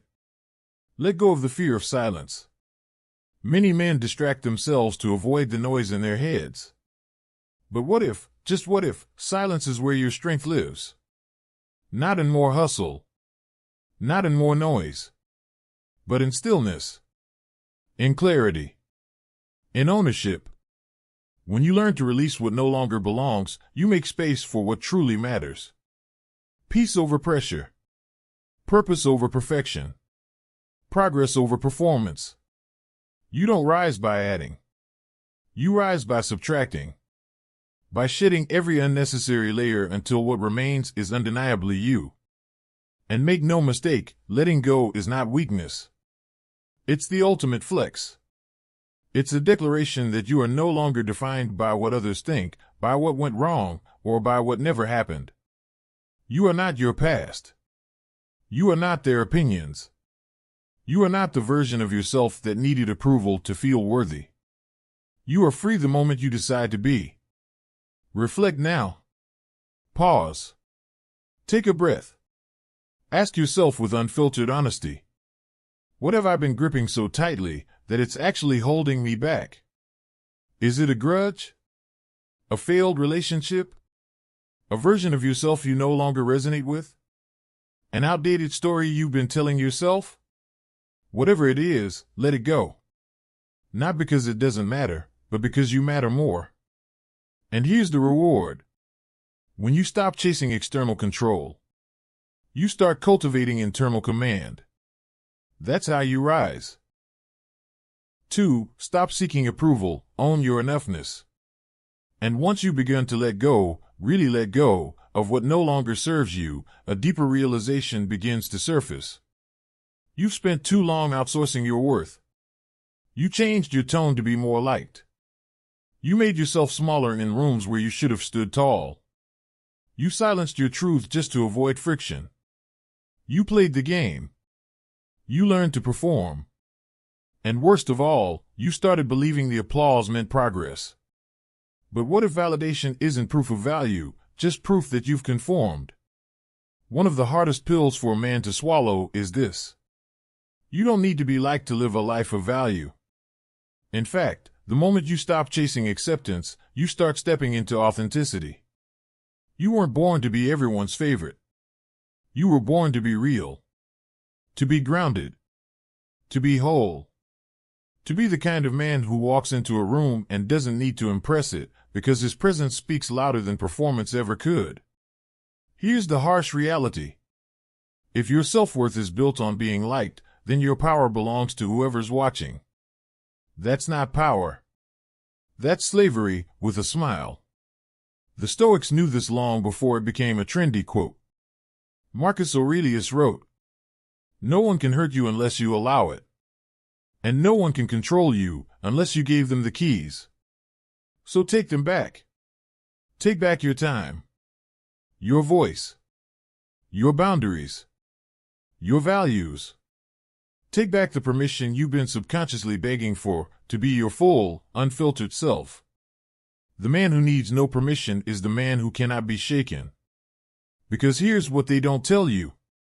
When you stop needing to be admired, you finally start being respected. When you stop filtering who you are, you attract people who value the real you, not the costume. When you stop living for likes, you start living on purpose. This shift is not about becoming indifferent. It's about becoming independent. Independent of public opinion. Independent of performance-based self-esteem. Independent of the fragile need to constantly be seen. The world will try to convince you that your value lies in visibility. But your true power? It's in sovereignty. To live with self-respect that is untouchable. To say no and mean it. To walk away when your peace is on the line. To speak your truth, even if your voice shakes. You're not here to be liked. You're here to be whole. Reflect now. Ask yourself, without filter, without defense. Where in my life have I been asking for permission to be myself? Is it in your job? Is it in your relationships? Is it in the way you dress, speak, walk, or love? It's time to stop waiting for approval that should have never been necessary. And instead, start giving yourself the permission to be the man you were always meant to be. Because being liked is temporary. But being real? That's legacy. 3. The wake-up call within when success isn't enough. Now that you've stopped seeking permission to be yourself, a new question begins to echo in the silence. What if everything I was chasing wasn't what I needed? Meet James. On paper, he had it all. A title that turned heads. A salary that silenced doubts. A lifestyle that looked curated for admiration. He played the game of success by every rule society laid out. And he won. But here's what the world never saw. At night, James couldn't sleep. Not because of stress, but because of silence. The kind of silence that reveals the truth you buried under noise. He had climbed the ladder, only to realize it was leaning against the wrong wall. And the higher he got, the farther he drifted from himself. James didn't need another promotion. He needed permission from himself to come home to who he really was. Because success without soul alignment is just a shinier version of emptiness. And this isn't just James' story. It's the story of millions of men walking through life on autopilot. Crushing goals. Closing deals. Looking the part. But disconnected. From purpose. From presence. From peace. Here's the lie many were sold. If you went out there, you'll feel whole in here. But wholeness isn't external. It's an inside job. James' turning point wasn't dramatic. It wasn't public. It didn't go viral. It was quiet. Private. Personal. One morning, he looked at himself in the mirror and finally asked, what if the version of success I'm living is actually a distraction from who I'm meant to become? That question changed everything. Not because the answer came immediately, but because he finally stopped lying to himself. He started small. Woke up earlier. Sat in silence. Turned inward instead of outward. He traded likes for journaling. Traded hustle for alignment. He began showing up for his own damn life, not the one curated for social approval. And over time, James realized, you don't have to burn your world down to begin again. You just have to stop building a life that's not yours. The truth is, men aren't falling apart from lack of ambition. They're falling apart from spiritual neglect. No achievement, no title, no applause will ever substitute for the sense of self that comes from true inner connection. So if you feel something inside you whispering, this isn't it, don't ignore it. That whisper is your compass. It's your truth gently shaking you awake. Reflect now. Ask yourself honestly, is the life I'm building making me feel more alive or just more exhausted? Are you succeeding publicly but suffering privately? If so, you're not broken. You're just disconnected. And the remedy is not more success. It's more self. Turn inward. Not to escape, but to reconnect. Because the greatest milestone you'll ever reach is the moment you realize you don't need to become more. You just need to return to who you really are. For your mind is a garden, what you plant, you become. Once you begin questioning the version of success you were handed and begin rediscovering your real self beneath the noise, a new awareness starts to take root. You realize something powerful. The external world is simply a mirror of your internal landscape. Your mind is not just a processor of reality. It's a creator of it. Every thought you nurture becomes the blueprint for your actions. And every belief you repeat becomes the walls of your mental prison or the wings of your freedom. The Stoics spoke of this with unwavering clarity. Marcus Aurelius wrote, "A man's life is what his thoughts make of it."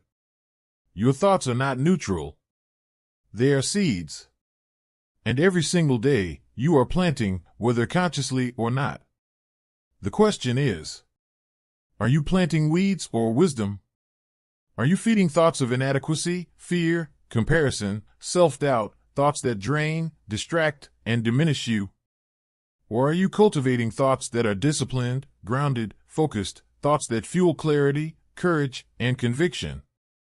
Too many men spend hours in the gym, sculpting their body, but leave their minds overgrown with weeds.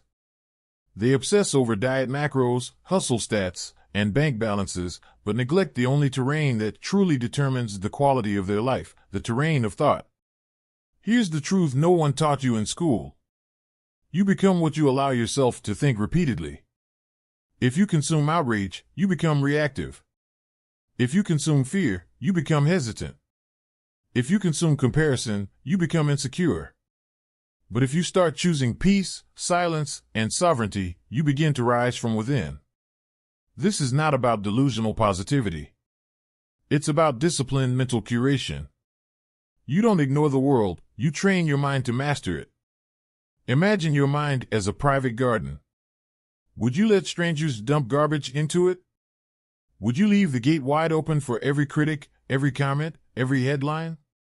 That's exactly what we do when we scroll mindlessly. When we compare constantly. When we believe every thought that arises, without question. You are the gardener. You are the gatekeeper. You are the landscaper of your inner world. And when you own that role, truly own it, you stop blaming the weather for the state of your garden. Reflect now. Ask yourself with radical honesty. What kind of thoughts am I watering every day? Are they building the man I want to become, or keeping me stuck in the one I've outgrown? If you want peace, plant peace. If you want power, plant purpose. If you want presence, weed out distraction. It starts by turning down the noise. Unfollow accounts that don't serve your mind. Limit conversations that drain your spirit. Create space to think without input. Without interruption. Because clarity is not something you find in chaos. It's something you create in cultivated stillness. Train your mind like you train your body. Be ruthless with the thoughts you allow in. Because the most powerful man in the room is not the loudest, but the one whose mind is unshakably his own. 5. Emotional freedom. You are the gatekeeper of your peace. Once you begin to tend to your inner garden, to protect it, prune it, and plant with intention, an undeniable truth begins to emerge. Most of the pain you carry didn't come from what others did to you. It came from what you let take root. Words, criticisms, rejections, disappointments, they enter your world only through one access point, your permission. And once you realize that no one can hurt you without your consent, you begin to experience a level of emotional freedom that is rarely spoken of, but deeply powerful. We live in a culture that teaches men to defend their ego, but rarely teaches them how to protect their peace. We're conditioned to react, to retaliate, to prove something. But what if the strongest move is not reaction, but detachment? The Stoics knew this intimately. Marcus Aurelius wrote, "Choose not to be harmed, and you won't be. Don't feel harmed, and you haven't been." This isn't about denial. It's about discipline. It's about choosing what enters your emotional world and what doesn't. You are not a sponge. You are not obligated to absorb every comment, every glance, every dismissal. You are the gatekeeper of your inner temple. And not everything deserves entry. Here's the truth. Someone can insult you.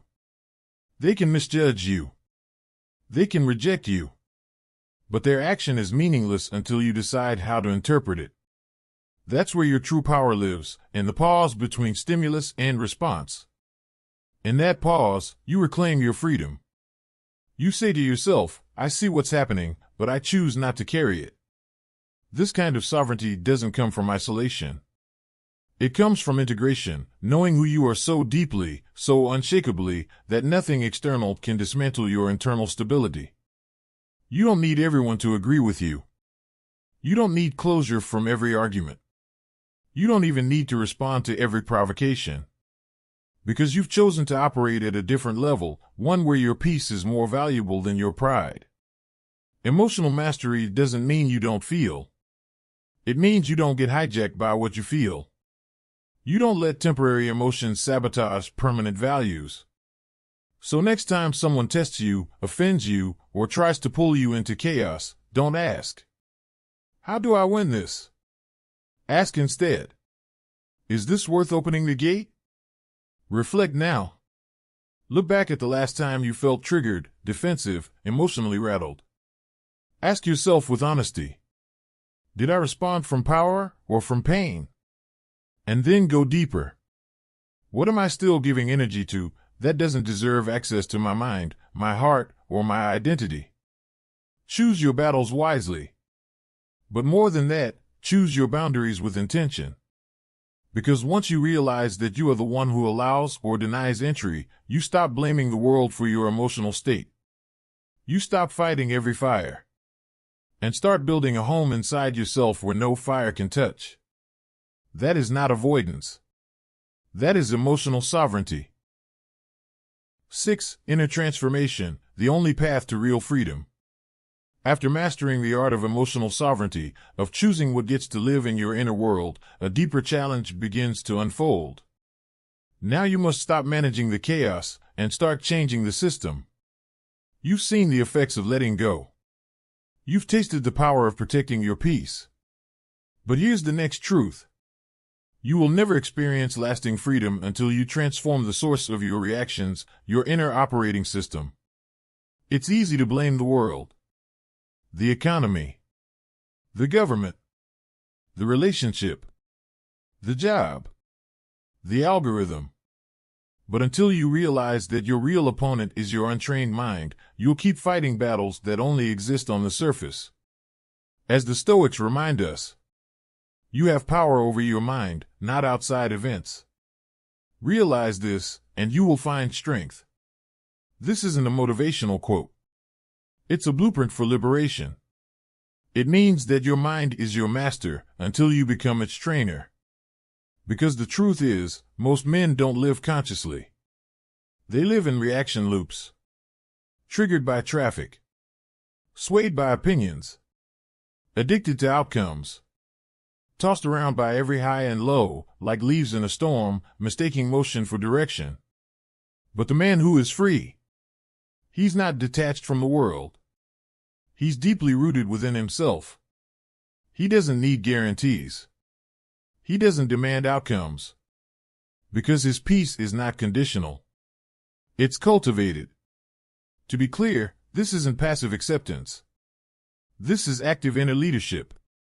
It's waking up and choosing to respond from clarity, not compulsion.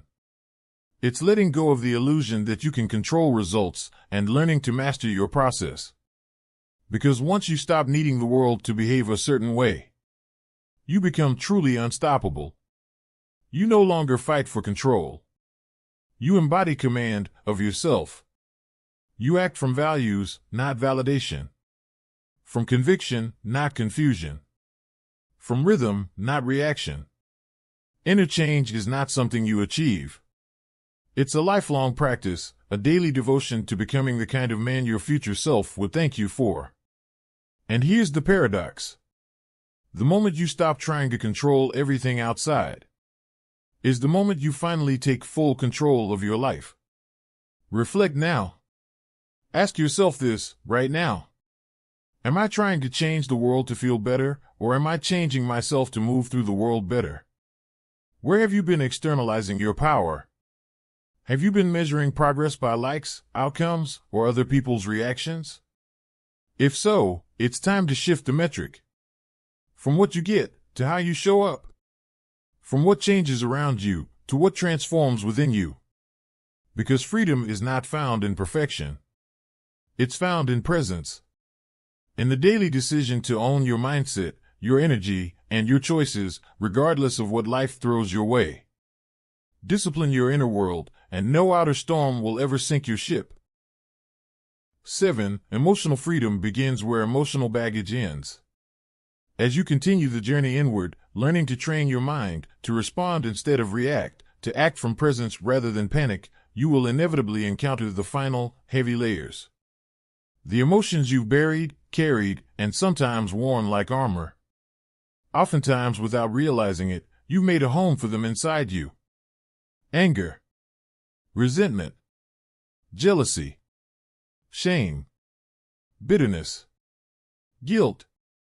They sit in silence, shaping your thoughts, guiding your decisions, weighing down your breath.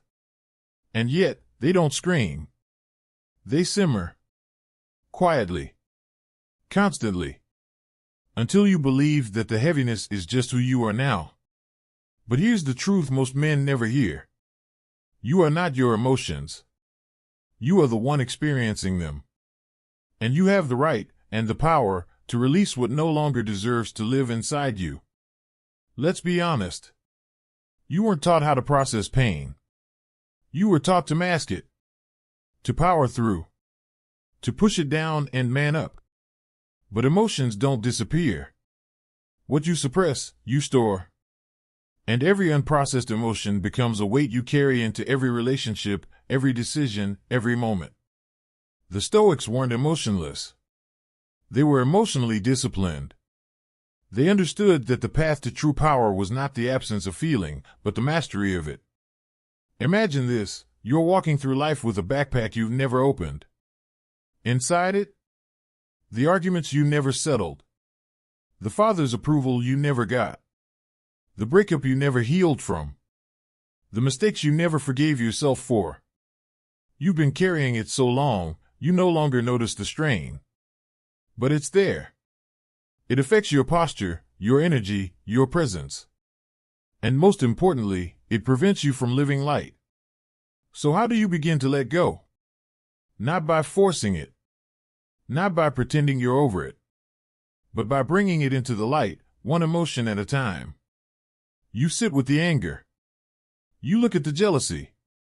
You listen to the shame. And instead of resisting it, you ask, what is this feeling trying to teach me? And am I ready to stop carrying it? You don't heal through suppression. You heal through integration, by understanding that your emotions are messengers, not enemies.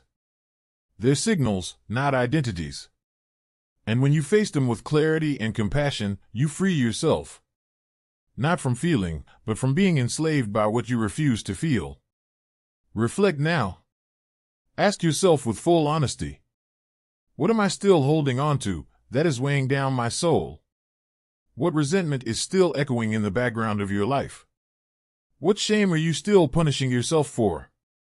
What anger are you still carrying that someone else put there? It's time to set it down. Not for them.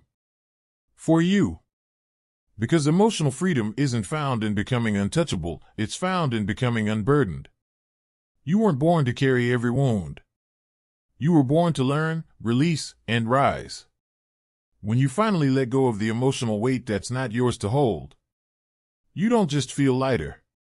You become unshakable. 8. Radical responsibility, no more excuses. This is your life. Once you've let go of the emotional weight, once you've dropped the anger, the resentment, the guilt that no longer serves you, you'll find yourself standing in front of a clear mirror. And in that mirror, there's no one else left to point at. No one else left to blame. No past. No parent. No boss. No partner. Just you and the life you've either inherited or allowed. This is where the shift happens. This is where men rise or retreat. Because here comes the most powerful and sobering realization of all. No one is coming to save you. And that's exactly why you're free. The Stoics taught that freedom begins where blame ends. When you stop outsourcing your pain, your problems, and your potential, you reclaim your power. Blame is easy. It's comfortable. It gives us a temporary escape from the discomfort of accountability. But it comes at a steep cost, your agency. You can't build a powerful life on a foundation of finger-pointing.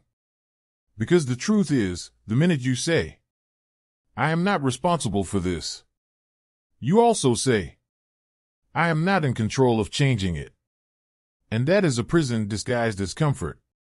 Responsibility doesn't mean guilt. It doesn't mean you caused every wound. But it does mean that you're the one who must choose what to do with them now.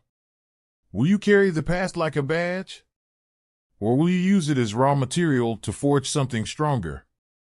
Will you wait for closure? Or will you become your own source of completion? Will you keep waiting for the perfect time, the perfect partner, the perfect circumstances? Or will you finally realize that the only thing missing from your life is your full presence in it? You've been handed a pen. It's in your pocket right now. You can use it to underline the same tired stories. Or you can use it to rewrite the next chapter with clarity, courage, and conviction. And the first line of that chapter begins like this: "From this day forward, I take full responsibility for who I become." That's where it starts. Not with inspiration. Not with another book, podcast, or quote. But with a decision. A vow to no longer wait, and to no longer blame. You were not put on this earth to be a spectator of your own life. You are the author, the editor, and the only one qualified to finish the story on your terms. Reflect now. Ask yourself this, not hypothetically, but seriously. Where in my life am I still pointing fingers, instead of pointing inward? Are you blaming the market, or are you building new skills? Are you blaming your childhood, or are you healing your patterns? Are you blaming her, or are you becoming the kind of man who doesn't abandon himself? This is your life. Your choices. Your rules, once you decide to take full responsibility. And when you do, something wild begins to happen. You stop feeling like a victim. You stop waiting. You stop hesitating. And you start building, brick by brick, a life no one else can take credit for. Because the moment you claim responsibility, you become the architect of your freedom. 9. Let go of the need to be seen, live aligned, not approved. Once you've claimed full responsibility for your life, no more excuses, no more blame, a subtle but dangerous craving starts to reveal itself. The need to be acknowledged, to be seen, to be validated. You may not say it out loud. You may tell yourself it doesn't matter. But somewhere beneath the self-control, beneath the ambition, beneath the discipline, you're still hoping someone will notice. That someone will finally say, "You're doing enough. You've changed. You've arrived." And if they don't, you begin to question the journey. You start wondering if the growth is real. If the effort is worth it. If being true to yourself is worth the loneliness it sometimes brings. But here's what most men never realize. Chasing recognition is just another way of giving away your power. It's just ego in disguise, wearing the clothes of ambition, but fueled by fear. The Stoics never sought applause. They sought alignment. They lived by the question, am I acting according to my values, not someone else's approval? Because when you constantly seek recognition, you surrender control of your identity. You become like a thermostat in someone else's house, constantly adjusting to make others comfortable. And the cost? Your integrity. Your focus. Your peace. The truth is this. Living aligned will often mean living unseen. You won't always be celebrated for doing the right thing. You won't always get praise for choosing the harder path. You might even be criticized, misunderstood, or ignored. But you don't do it for recognition. You do it because it's right. Because it's you. Because it's who the man you respect would be, even if no one's watching. This kind of living is quiet. It's not about spotlights. It's about sovereignty. Imagine walking into every room, every situation, every conversation without the need to prove, impress, or convince. You're not performing. You're not adapting. You're simply being fully, unapologetically, and consistently. Because here's the thing. Approval is addictive, and it always demands more. But when you live from a place of inner conviction, you don't need applause. Your clarity is louder than their opinions. Reflect now. Ask yourself, and answer honestly. Where in my life am I still doing things just to be seen, liked, or approved? Is it how you dress? How you speak? What you post online? Who you spend time with? The goals you chase? What would change, radically, if you stopped doing things for recognition and started doing them from identity? Because here's the truth most people are too afraid to face. When you need to be accepted in order to be authentic, you're not being authentic, you're negotiating. And you were not born to negotiate your truth. You were born to embody it, to live it, to walk into the world carrying the kind of self-respect that doesn't need a witness to be real. So let them misunderstand. Let them ignore you. Let them question your path. Because when you no longer need recognition to validate your direction, you finally become free to walk it fully. And that, right there, is what it means to truly live. 10. Discipline is destiny. Strengthen the virtue, own the man. When you stop performing for recognition, when you no longer outsource your identity to applause, something unexpected happens. You begin to hear a voice within. It's quiet, steady, and uncompromising. It's the voice that says, now that no one is watching, who are you really?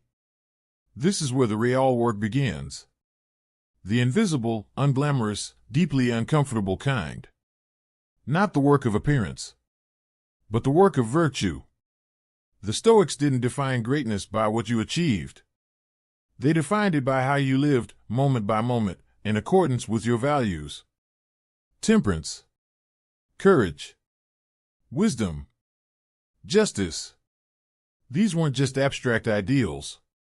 They were disciplines, sharpened by practice, tested by pressure, proven by consistency. And that's the paradox. The freer you want to become, the more disciplined you must be. Not in a punitive way, not as punishment, but as a form of self-respect, a declaration that you are worth being guided by something deeper than impulse, trend, or convenience. Think of a sword. Useless if never forged. Dangerous if never sharpened. But when refined, it becomes an instrument of precision and strength.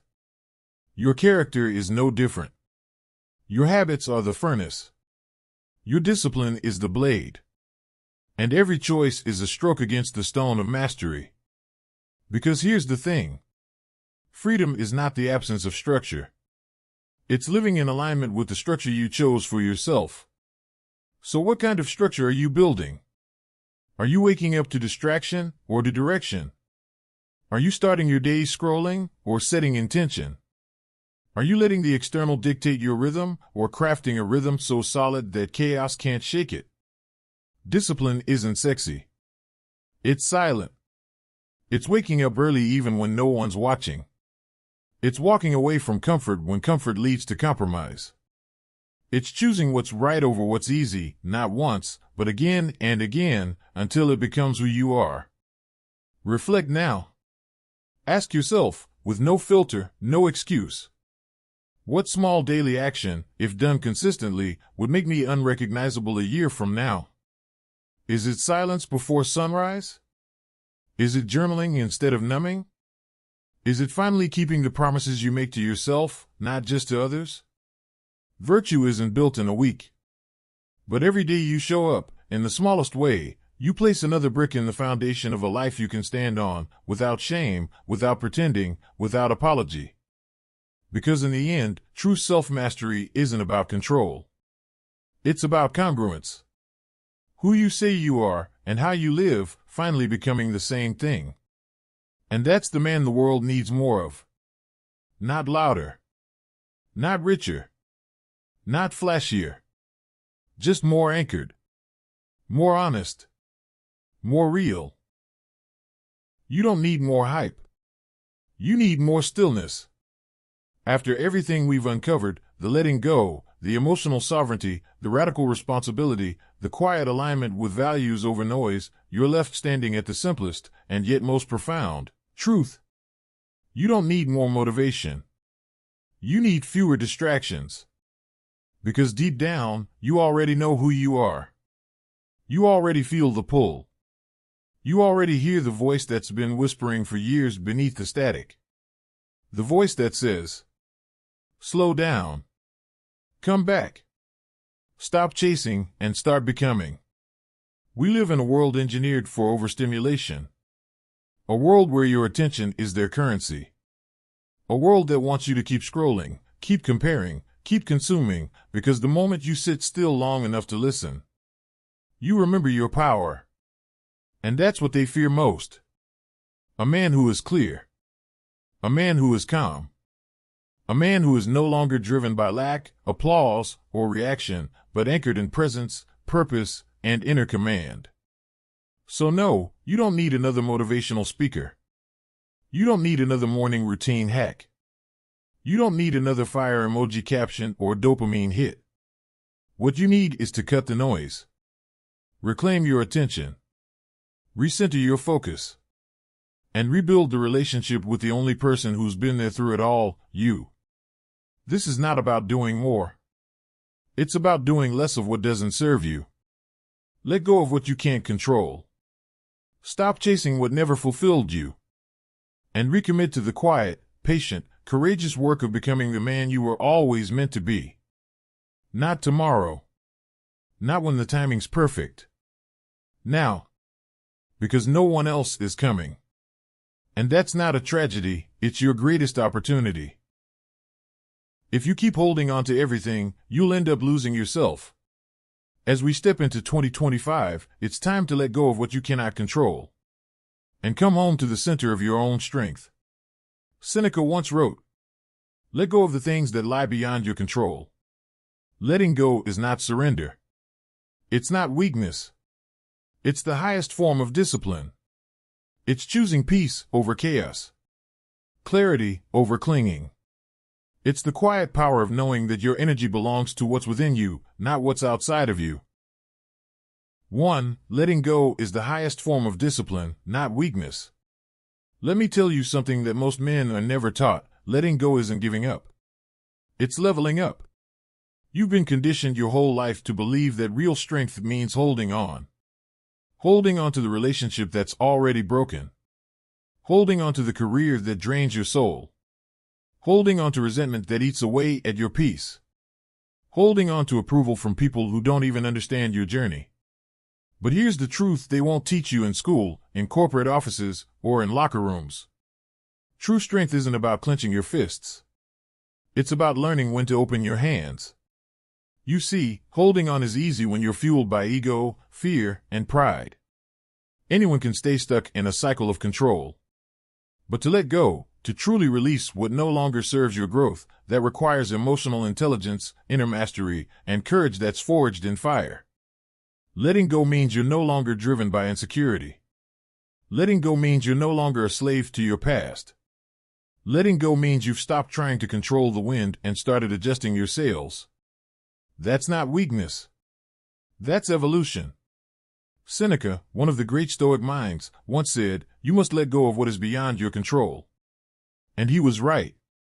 Because when you try to control what's outside of you, other people's opinions, the economy, the past, you pour all your energy into a black hole.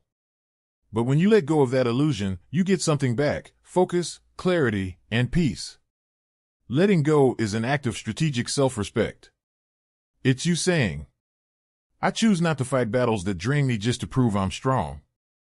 I choose to invest my strength in the places that matter, my mindset, my purpose, my future. Look, you're not here to survive. You're here to evolve. To grow. To create space for the man you're becoming, not the one you're afraid to leave behind. And here's the best part. When you learn to let go, you become unshakable. No job loss, heartbreak, or criticism can rattle you because you no longer grip things that were never meant to stay. You move lighter, think clearer, and act bolder. You stop reacting and start choosing. So if you're feeling stuck right now, overwhelmed, burnt out, anxious, ask yourself, what am I still holding onto that's weighing me down? A grudge? An old identity? A version of success that was never even yours? Now imagine the man you could become if you released it. Imagine how much energy, peace, and power you'd reclaim. This is your call to rise, not by clinging, but by releasing. Because in 2025, we don't carry dead weight. We carry purpose. So let go, brother. Not because it's easy, but because you're finally strong enough to stop wasting your power. Take the first step, unfollow that distraction. Walk away from that toxic environment. Silence the voices that aren't aligned with your future. You don't need more. You need less of what doesn't serve you. That's how you go further, faster, freer. Hit save, share this with a brother who needs it, and remind yourself daily. Letting go is how I reclaim my power. 2. The world is a mirror of your mind, not your enemy. So now you've let go. You've stopped clenching your fists around things you were never meant to hold. And in that silence, something shifts. But the question that echoes in your mind is this. Now what? What happens when the chaos outside still exists? When people still push your buttons, judge your moves, test your patience? This is where the deeper game begins. Because once you stop trying to control the world, you're forced to face what most men spend their whole lives avoiding. Your own mind. Here's the hard truth most never confront. The world you see isn't the world as it is, it's the world as you are. Your reactions, your interpretations, your beliefs, they don't just color your reality, they create it. That guy who irritates you at work. That family member who knows exactly how to trigger you. That stranger online whose comment ruins your whole day? They're not the enemy. They're a mirror. A mirror reflecting back parts of you that still need work. Parts you've repressed, denied, ignored. You see, the Stoics didn't waste time blaming the world. They turned the gaze inward. Epictetus wrote, "It's not what happens to you that disturbs you. It's your opinion of it." You can't always control what life throws at you. But you can always control how you catch it. The battleground is never out there. It's in here. Your triggers are your teachers. Your discomfort is your compass. Your judgments are signposts to your own inner limitations. And when you stop fighting the external world and start mastering your internal world, that's when the game changes. You no longer waste your energy on what he said, what she did, what they think. You begin asking real questions. Why does this situation get under my skin? What fear is this reaction pointing to? Where am I still seeking control, validation, or revenge? This is where the transformation happens, not in the noise, but in the awareness. Because the man who knows his own mind is dangerous in the best way. He doesn't crumble in conflict. He doesn't need applause to stay grounded. He walks into chaos with clarity, not to dominate it, but to remain unchanged by it. And here's the most powerful shift. When your mindset changes, your world changes. Not because the world got easier, but because you got deeper. You stopped seeing life as something happening to you and started seeing it as something happening for you. Every obstacle? A message. Every annoying person? A mirror. Every hard moment? A forge for strength. So if you want peace, don't try to quiet the world. Quiet the war within. That's where all the noise starts anyway. This is the invitation. Stop blaming, start reflecting. Stop reacting, start responding. Stop looking outward, start diving inward. Because when you stop seeing the world as your enemy and start seeing it as your feedback loop, you reclaim your power. You become unshakable. Not because life gets easier, but because your mind gets stronger. So before you look at anyone else this week, look in the mirror and ask, what part of me is this moment revealing? That's how you grow. That's how you sharpen. That's how you lead. And remember, Your external peace will never outrun your internal noise. Silence the noise, and the world changes without lifting a finger. 3. Find the balance between yourself and the world around you. So now you see it. The world isn't attacking you, it's reflecting you. And once you've faced your inner mirror and chosen not to flinch, you reach a new threshold. One that most men either avoid or misinterpret. It's not about isolating yourself from the world. It's not about disappearing into some quiet cave of self-awareness and cutting off everything that once distracted you. No. This next step is about integration. It's about finding that sacred space between you and everything else, and building a life that honors both. Because here's what happens to many men once they start their personal growth journey. They swing to extremes. They either become hyper-independent, cutting off relationships, avoiding commitments, walking around like lone wolves who wear solitude as armor. Or they become obsessed with external success, convincing themselves that their value depends on how much they can give, perform, provide. But both of those extremes are exhausting. Neither creates peace. And neither is sustainable. The Stoics had a different view. They didn't believe in abandoning the world, nor in being consumed by it. They believed in showing up fully, but without attachment. In participating in life, without being ruled by it. Balance is not something you stumble upon. It's something you choose, again and again. And real balance? It begins with this mindset. I am not here to save the world. I'm here to bring the best of myself to it. You cannot give from an empty cup. You cannot lead others if you're lost in yourself. You cannot carry the weight of others if your spine is cracked from your own burdens. Taking care of yourself is not selfish. It's strategic. It's masculine. It's necessary.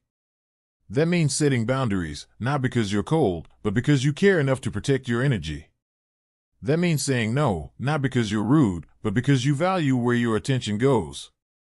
That means learning to rest, not because you're lazy, but because you're building the kind of stamina that lasts for decades, not just days.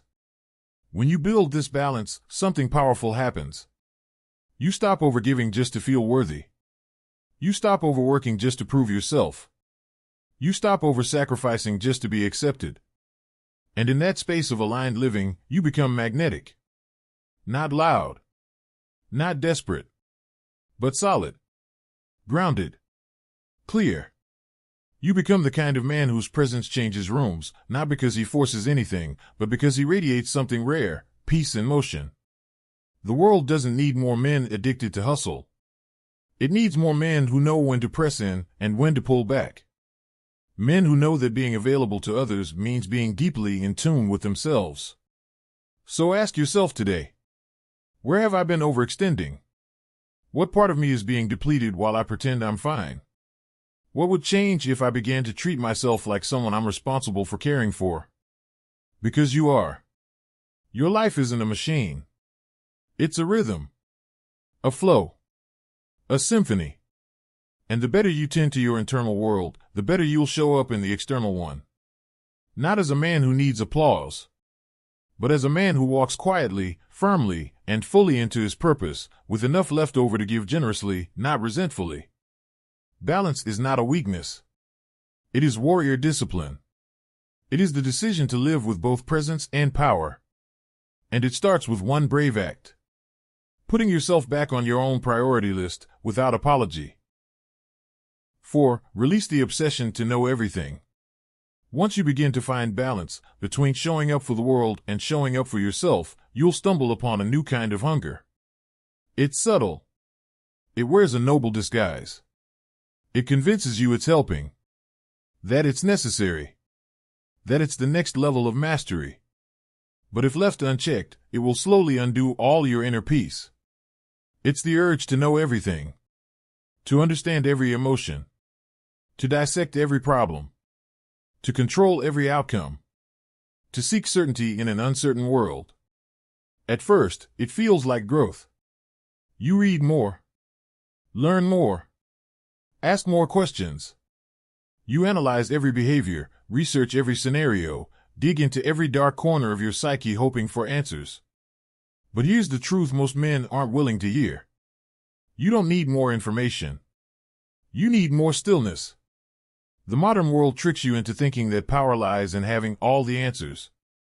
But real power lies in knowing what's worth your attention and what's simply noise disguised as knowledge. The Stoics understood this. They didn't aim to know everything. They aimed to master what was within their control and let the rest fall where it may. Because endless information without discernment becomes a prison. It overloads your nervous system. It traps you in loops of analysis, overthinking, comparison, and fear. You start confusing awareness with control. And that illusion will wear you down. You weren't built to absorb it all. You were built to move with purpose. So the question isn't how much can I learn? The question is, what am I learning that actually moves me forward? There is a difference between wisdom and mental hoarding. Wisdom sharpens. Hoarding paralyzes. When you release the need to know everything, you create room for what matters. Clarity over clutter. Focus over fear. Purpose over paralysis. Because real confidence isn't saying I've got it all figured out. Real confidence is saying, I don't know everything, but I know what matters. And that's enough. You don't have to chase every rabbit hole. You don't have to solve every puzzle. You don't have to fix every version of yourself all at once. Sometimes, the wisest move is choosing not to chase understanding, but to choose presence. To choose action. To choose peace. So if your mind feels tired, if your soul feels stretched thin under the weight of endless learning, ask yourself, what am I really seeking when I seek to know more? Am I learning from alignment or from fear? What do I already know, but haven't yet acted on? Because knowing enough is a skill. And trusting that enough is an act of power. This is your permission to stop chasing clarity through complexity. To stop mistaking more knowledge for more freedom. Freedom comes when you simplify. When you breathe. When you ground yourself in what you can control, your actions, your habits, your principles. And then, you let the rest go. Because the man who trusts himself doesn't need to know it all. He just needs to know what's true for him and live it with conviction. 5. Embrace your imperfections. They're not flaws, they're foundations. You've let go of the obsession to know everything. You've stepped away from the mental treadmill that confuses movement with meaning. And now, something else rises to the surface, something quieter, deeper, and far more confronting. It's the voice that whispers, "You're not good enough yet. You're still broken. You're behind." This is the part of the journey no one prepares you for. Because once the noise of the outside world quiets down, all that's left is you, raw, unfiltered, and fully visible. And in that silence, every imperfection feels loud. But this is the moment you must remember one thing. Your flaws are not the enemy. They're the proof you're human. And the doorway to your next evolution. We live in a culture that romanticizes perfection, flawless performance, filtered images, immaculate resumes, unshakable confidence. But that image? It's a lie. It's armor. It's surface. It's not real power. Because true power doesn't come from hiding your cracks. It comes from owning them. Think of the ancient Japanese art of kintsugi. When pottery breaks, they don't throw it away or try to hide the damage. They fill the cracks with gold. The broken parts become the most valuable, not because they're fixed, but because they're made sacred. Now apply that to yourself. You don't become powerful by pretending you've never stumbled. You become powerful by integrating what you've been through, by turning shame into wisdom, wounds into lessons, and imperfections into authenticity. The Stoics didn't seek flawlessness. They sought truth. And the deepest truth is this. You don't have to be perfect to be worthy. You just have to be real. That means being willing to see yourself clearly, without harsh judgment, without comparison, without editing. It means saying, I'm not who I was. I'm not yet who I'll become. But right now, in this moment, I am enough to take the next step. Because perfection is an illusion that delays progress. It tells you to wait until you're ready. Until you're more polished. until you're someone else. But guess what? You'll never be ready in the way your inner critic demands. You'll always be unfinished, and that's the point. Growth doesn't require perfection. It requires movement, consistency, courage. And those come from accepting yourself, not someday when you're better, but today, exactly as you are. So if you're carrying the weight of not being enough, ask yourself, who gave me this standard I'm punishing myself with? What if my imperfections are not liabilities, but invitations? What would happen if I stopped fixing and started honoring who I already am? Because when you stop hiding from your imperfections, something miraculous happens. You become relatable. You become magnetic. You become free. You no longer waste energy pretending. You redirect that energy into creating, building, showing up, and living from a place of deep personal truth.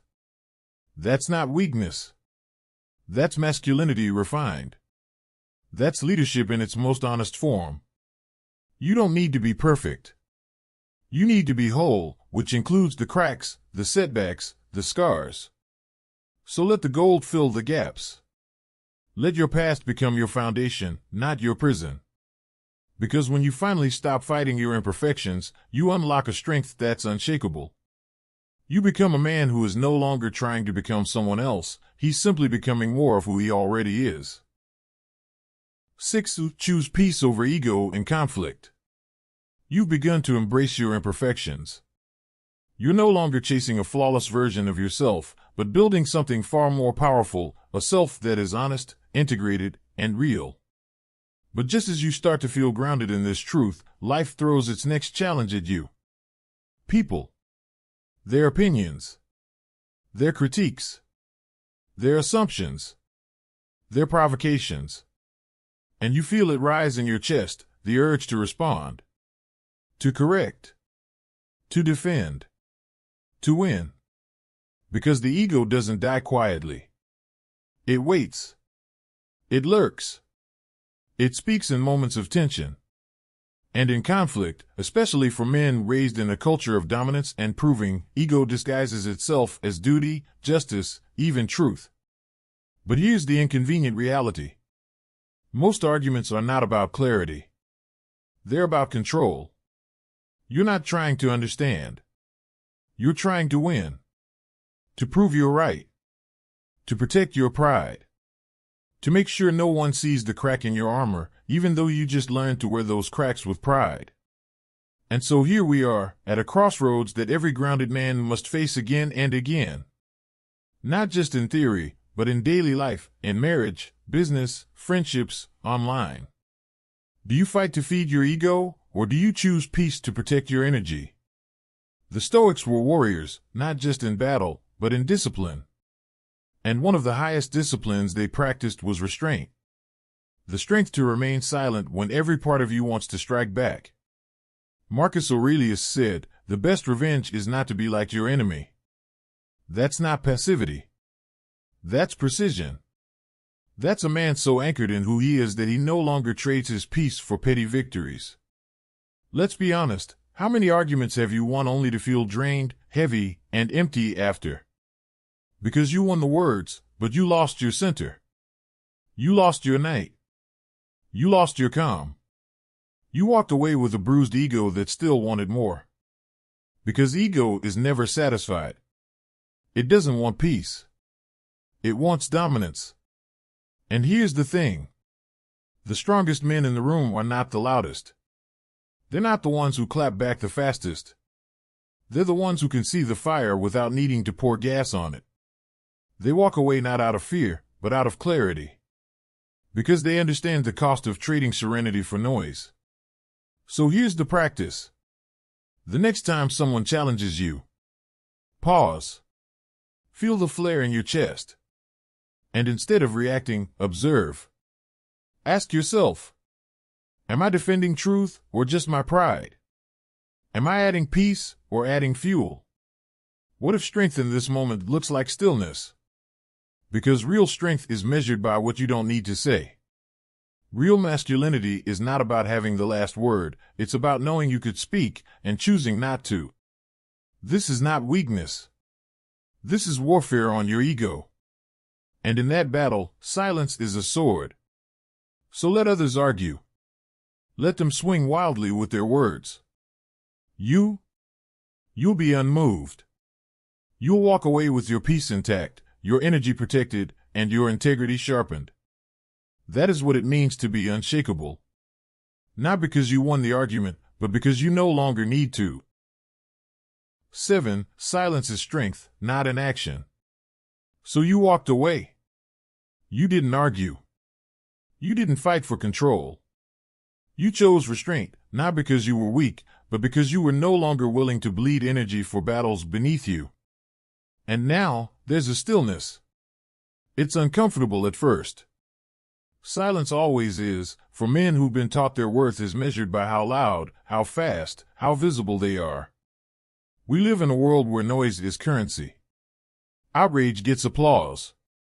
Opinions become identity. And being seen often matters more than being solid. But here's the paradox most people never confront. What's loud isn't always powerful. And what's silent isn't always absent. In fact, the most potent form of strength? It's often the one you can't hear, can't see.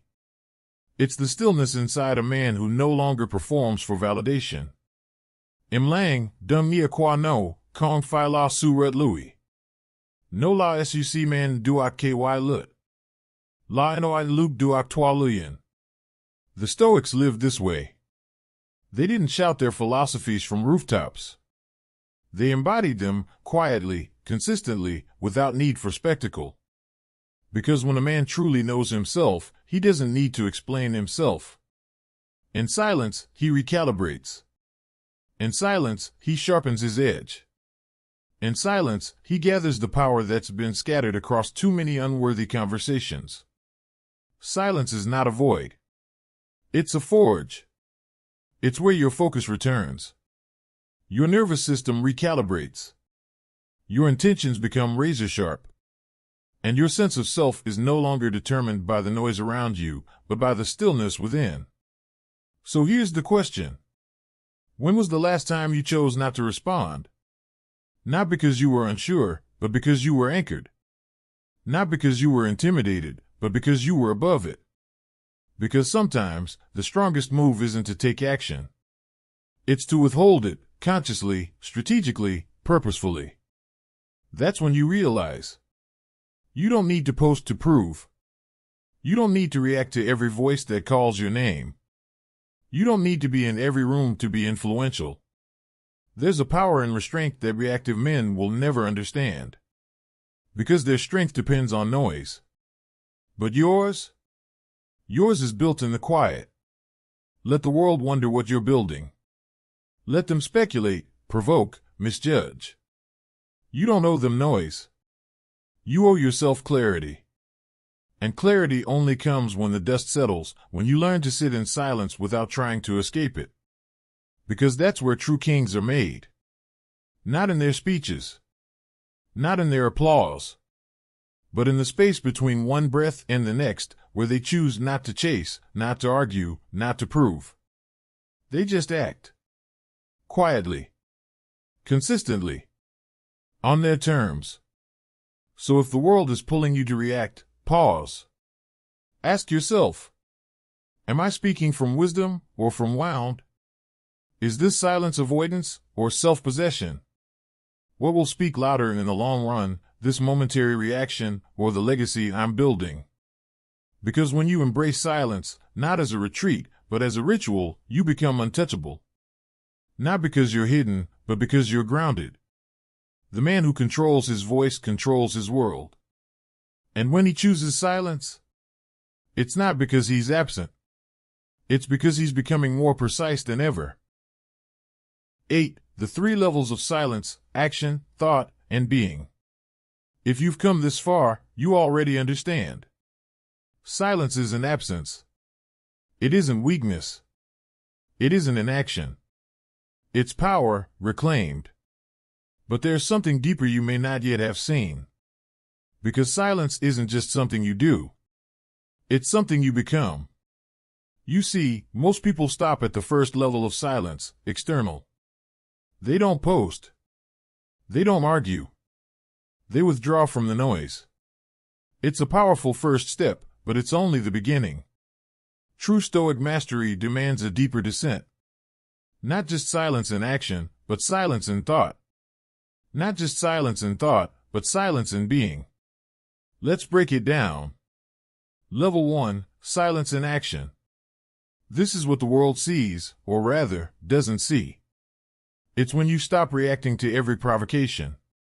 You're no longer pulled into every conversation, every crisis, every drama. You don't need to be visible to be effective. You've trained yourself to conserve motion for what matters. But still, even in that external restraint, your mind might race. You may still argue silently. Still replay old conversations. Still try to win in your head. And that's where level 2 begins. Level 2, silence in thought. This is the unseen battlefield, where the real noise lives, where you must learn to observe your mind without becoming it. Most men live in mental noise without knowing it. They analyze every scenario. They loop old stories. They obsess over outcomes. But silence in thought means learning to pause, not just your hands or tongue, but your inner dialogue. It's when you stop needing to label every feeling, fix every emotion, control every outcome. It's where space returns. Where you witness without judging. Where clarity arises, not because you chased it, but because you created room for it. And then comes level 3. Level 3, silence in being. This is the rarest. The quietest. The most powerful. This is when you no longer need to become anything. You are no longer chasing identity, transformation, or arrival. You simply are. It's not passivity. It's not detachment. It's the purest form of presence. You don't need to prove. You don't need to narrate. You don't need to seek. You embody stillness, not as performance, but as default. This is where real power is born. Because the man who doesn't need to become anything is the man who moves from his essence, not his ego. He acts, but he's not hurried. He speaks, but only when it adds weight. He walks through chaos like a mountain, present, unmoved, unshaken. So ask yourself today, where am I still loud in my actions, even in subtle ways? Where is my mind still filling space that could hold clarity? What would it feel like to stop trying to become, and just be? These questions aren't meant to be solved. They're meant to be sat with. Because stillness doesn't come from answers, it comes from the courage to not rush the questions. When you train yourself to sit in all 3 levels of silence, something extraordinary begins to happen. You stop being a reaction. You become a presence. A presence people can feel even when you don't say a word. A presence that radiates depth, calm, and quiet confidence. A presence that doesn't just resist chaos, but redefines what strength looks like in a world addicted to noise. So keep going. Not louder. Not faster. But deeper. Because silence is not what you lose when you stop speaking. It's what you find when you finally start listening, to yourself, to your breath, to the unshakable foundation underneath all your striving. And in that silence, you don't just become the man you were meant to be. You realize you were him all along. 9. Simplify to set yourself free from the seduction of possessions. When a man finally finds silence, not just in action, not just in thought, but in being, a strange thing starts to happen. Desire begins to die. Not because he becomes numb, but because he becomes clear. The cravings that once pulled at him, more, better, shinier, louder, start to lose their grip. Not because the world changed, but because his center no longer seeks to be filled by things that can be bought. And so he turns toward the physical world, the things he owns, the habits he's kept, and asks the question most fears to confront. Why am I holding on to this? You see, we live in a culture where identity is stitched into what we wear, what we drive, what we display. But the Stoic doesn't decorate his hollowness with possessions. He refines his space to match the clarity within. Minimalism isn't about living with less. It's about needing less. Not as deprivation, but as liberation. Because the more you own, the more owns you. Every object in your space carries energy. It requires maintenance. It reflects old versions of you. It keeps you attached to identities that no longer serve who you're becoming. That's why a man who walks the Stoic path eventually finds himself looking at his life and realizing, this clutter is not neutral. This excess is not harmless. These objects are not just things, they are attachments, and attachments are cages. A closet full of clothes that match a version of you that no longer exists. A garage filled with tools for projects you'll never start. Subscriptions, devices, souvenirs, all whispering promises of fulfillment, none of them delivering. And the more you accumulate, the more you distract yourself from the only thing that truly matters. Being present in your own life. So what happens when you start letting go?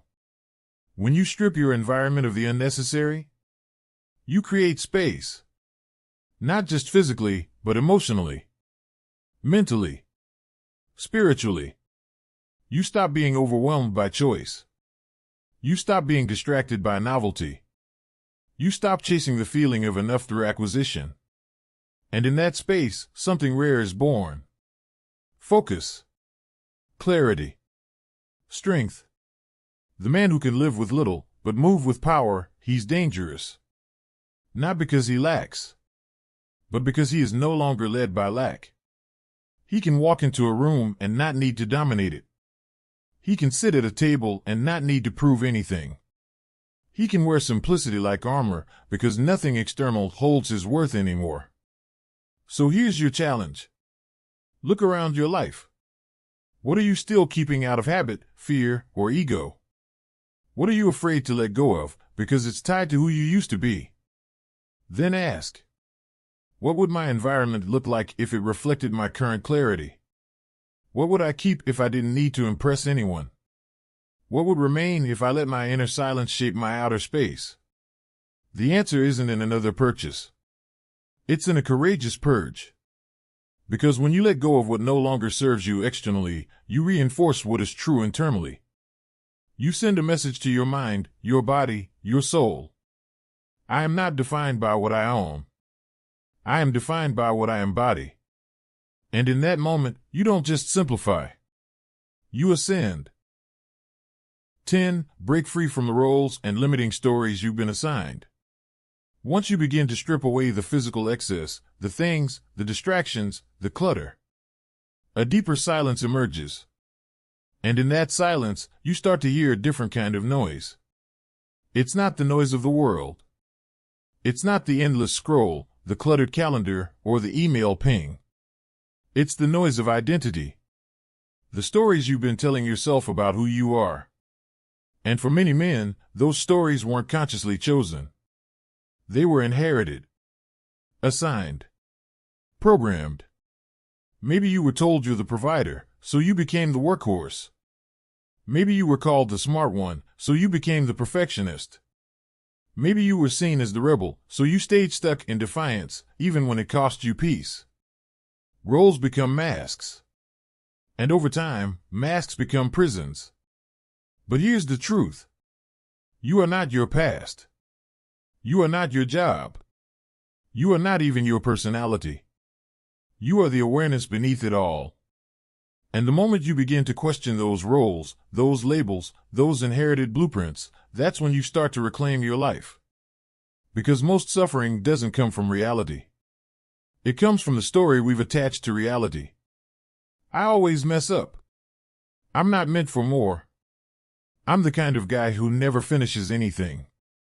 I'm just not that disciplined. These stories feel like facts, but they are decisions. Decisions you made, often unconsciously, to make sense of pain, rejection, pressure, or fear. But decisions can be unmade. You are allowed to outgrow the version of you that others became comfortable with. You are allowed to shed the role that kept you safe but suffocated your truth. You are allowed to stop performing and start choosing. Because every time you say, "That's just who I am," you give away your power to become who you're meant to be. The Stoics knew this deeply. They didn't attach themselves to status, titles, or personas. They returned, again and again, to essence. To the self beneath the noise. To the truth that cannot be taken, praised, or shamed, because it simply is. So here's your practice. Pause. Ask yourself, what roles have I been playing to feel accepted, even if they cost me my soul? What stories have I repeated so often, I've started calling them my identity? What would it feel like to live as the man I actually am, not the one I've been told to be? This is not about reinvention for approval. It's about remembrance. Because the man you're becoming, he's not a brand. He's not a persona. He's not a curated image. He's you, without the weight of expectation, conditioning, or fear. And when you shed the old stories, something powerful happens. You stop trying to prove you matter. You start living like you already do. You stop chasing belonging. You start building spaces where your truth fits without shrinking. You stop fearing change. You start becoming the author of your own becoming. Because freedom, real freedom, isn't about breaking out of the world's prison. It's about breaking out of the one you built inside your mind. You are not your limitations. You are not your past. You are not anyone's version of who you should be. You are a man in motion.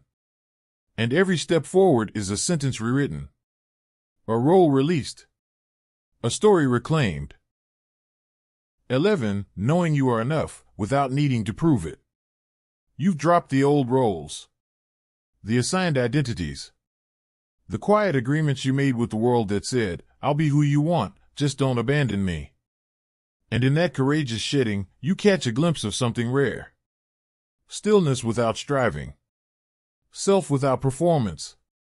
But right there, in that stillness, a final temptation lingers. Not the urge to become someone else. Not the pressure to do more. But the subtle, relentless hunger to be seen. It shows up in the need to explain yourself. To be recognized. To be validated for all the growth no one else witnessed. To say, "Look how far I've come," and hope someone claps. That's where the next level of discipline begins. Because freedom isn't just about breaking the need to impress others. It's about no longer needing anyone to even know. The Stoics understood this deeply. Marcus Aurelius, Emperor of Rome, led armies, governed nations, and shaped history, yet never once declared himself great. He didn't build statues of his virtue. He built discipline in silence. He led through presence, not performance. Why? Because when you are anchored in who you are, you don't need the world to echo it back. Let that sink in. The man who constantly needs to be seen is still performing. Still outsourcing his worth. Still feeding an identity built on applause. But the man who knows, truly knows, does not need to speak. Not because he's hiding, but because his life has become the proof. His consistency is louder than his quotes. His inner peace is more powerful than his arguments. His character whispers what his ego once screamed. That's what it means to know that enough is enough. Not as resignation, but as reclamation. You stop showing your trophies. You stop needing people to recognize your effort. You stop seeking to be understood by those who were never meant to see you clearly in the first place. And in that release, a different kind of strength takes root. You move without broadcasting. You build without announcing. You succeed without seeking celebration. Because you understand, finally, that the work is not for them. It's for you. And you are enough. Not someday. Not once you reach the next milestone. But right now, in your simplicity, your silence, your steady stride. So here's your moment of truth.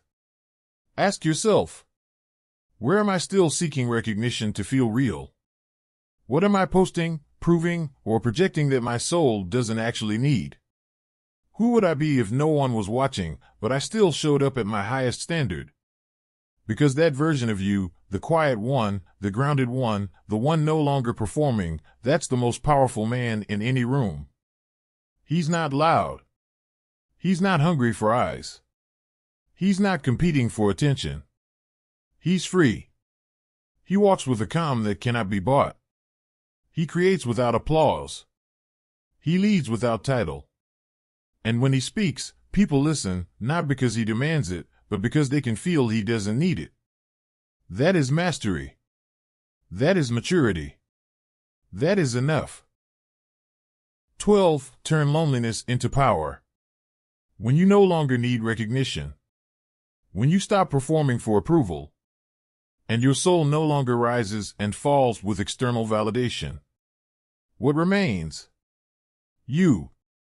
Just you. And for most, that's the most terrifying place to be. Because it's quiet. There's no crowd. No performance. No scoreboard. No applause. Just your breath, your thoughts, and the raw truth of your own presence. This is where many turn back. They return to noise. To busyness. To drama. To distraction. Because loneliness, real, unfiltered solitude, can feel like death to a man whose identity was built on the external. But to the man who has done the work, who has let go, stripped back, stood still, and listened, solitude becomes something else entirely. It becomes a mirror. Not the kind that flatters. Not the kind that condemns. But the kind that reveals. The Stoics sought solitude not to escape the world, but to remember who they were without it. Marcus Aurelius wrote, "Nowhere can man find a quieter or more untroubled retreat than in his own soul." Because solitude isn't the absence of connection. It's the space where true connection begins. When you are alone, there are no performances left. No personas to maintain. No metrics to chase. There's only presence. And presence births clarity. In solitude, you begin to see what truly matters to you outside of others' expectations. Where your real values lie, not the ones you adopted to fit in. What you're willing to stand for when no one's watching. What you're still afraid of, and why. And from that awareness, a deeper form of power rises. Self-knowledge. Because the man who can be alone without collapsing. The man who can sit in a quiet room and meet himself fully. The man who no longer fears the echo of his own thoughts. He becomes untouchable. Not in arrogance, but an anchor. He no longer chases fulfillment. He embodies it. He no longer drowns in silence. He drinks from it. He no longer waits to be saved. He becomes his own sanctuary. So ask yourself today, when was the last time I sat with myself, not to fix, but simply to feel? What am I afraid I'll hear in the silence I keep avoiding? Who am I when there's no role to play, no one to impress, and nowhere to run? Because the man who can answer those questions with honesty and still stay seated in his own presence, that man is free in a way most never taste. Loneliness is not weakness. It is the threshold to self-ownership. It is the forge of inner truth. It is the beginning of deep, unshakable peace. And when you embrace it, you realize you were never truly alone. You just hadn't met yourself fully, quietly, completely, until now. You don't need to change the world. The world doesn't need saving from a man who's losing himself trying to fit into it. What you need is something quieter. Something deeper. A shift, not in the noise around you, but in the way you see. Change how you look. Change how you respond. Change the story you're telling yourself, not so others believe it, but so you can finally be free inside it. And if there's one place worthy of beginning, it's not out there. It's within you. This journey doesn't require you to be perfect. It simply requires you to be honest. To keep showing up. To keep shedding what no longer serves you. And to trust, fully, that peace isn't somewhere in the future. It's built in how you move, how you breathe, and how you return to yourself today. If you're already on this path of letting go, of simplifying, of reclaiming your power, then stay close. Follow the channel for reminders that keep you anchored. Save this message if something inside you knows it's time. And above all, keep walking. Not toward applause, not toward noise, but toward the quiet kind of freedom that no one can give you and no one can take away. Are you tired of constantly trying to prove yourself to others? Exhausted from bending, explaining, performing, just to be accepted, just to be enough? Maybe it's time to stop. Because real success doesn't come from pleasing the world. It comes from mastering yourself. From learning to hold your ground quietly, without shouting. From choosing your peace over their approval. Marcus Aurelius once said, "You have power over your mind, not outside events." Realize this, and you will find strength. So why do we keep giving that power away? Why do we let other people's opinions control how we feel, how we show up, how we live? The truth is simple but uncomfortable. The moment you stop handing over your emotional keys to the world, you start unlocking your real strength. 1. Calmness is a skill you can train. High-impact English version. Calmness isn't weakness. It's power, disciplined, intentional, unshakable power. When the world is chaotic, when noise surrounds you, the pressure of work, the weight of expectations, the sting of criticism, the pull of competition, calmness becomes your weapon. Not your escape. Your armor. Let this sink in. Calmness is not a gift. It's a skill. And skills can be trained. No man is born with perfect composure. No one wakes up naturally stoic in a world designed to trigger rage, anxiety, and self-doubt. Calmness is not something you stumble upon, it's something you earn by confronting your own mind. It's the daily choice to rise above impulses. To own your reaction. To pause, even when the world demands a fight. Because true strength is not in how loudly you speak, it's in how well you stay silent when provoked. Marcus Aurelius, Roman emperor, warrior, philosopher, put it best. You have power over your mind, not outside events. Realize this, and you will find strength. This isn't poetry. This is strategy for men who wake up every day and fight invisible battles. Calmness is not passivity. It's control. While others explode in frustration, you breathe. While they argue to be heard, you stand in stillness. While the world reacts, you respond. With intention. Because you mastered the one thing that no one else can touch. Yourself. Here's the truth. You can't control what other people do, but you can always control your response. You can't change the past, but you can choose not to live in it. You can't stop the storm, but you can learn how to steer the ship. Every time you choose calm over chaos, you're sharpening a weapon more dangerous than any anger. Self-command. Imagine this. Every morning, before the world grabs you, you sit. You breathe. You remind yourself, my thoughts are mine. My reactions are mine. Nothing outside of me has power unless I allow it. Sounds simple? It is. But simple does not mean easy. And that's why very few men ever master it. But those who do, they become unshakable. Start right now. Stop blaming. Life isn't fair. It's not supposed to be. But your response? That's your power. Train daily. Take 10 minutes to be silent. No distractions. Just you and your thoughts. Observe, don't react. Remember this every time you're angry, triggered, or under pressure. My emotions are not commands. I don't have to obey them. I choose how I respond. The calmest man in the room is always the most dangerous. Not because he has no fire, but because he knows exactly when to light it. In a world full of noise, be the silence that speaks volumes. Train your calm like a muscle, because when others lose themselves, you'll be the one they follow. Ready for the next CTA in this tone? Or want a deep cinematic voiceover script for Reels, TikTok, or Shorts with sound design suggestions? Let me know and I'll jump right in. 2. Master your mind before it masters you. And once you begin to understand the strength of calm, you'll realize something even deeper. Your mind is either your greatest ally or your most dangerous enemy. You see, calmness is the doorway, but the room you step into is even more powerful. Self-mastery. And self-mastery starts where most men refuse to look, inside their own thoughts. Because here's the uncomfortable truth.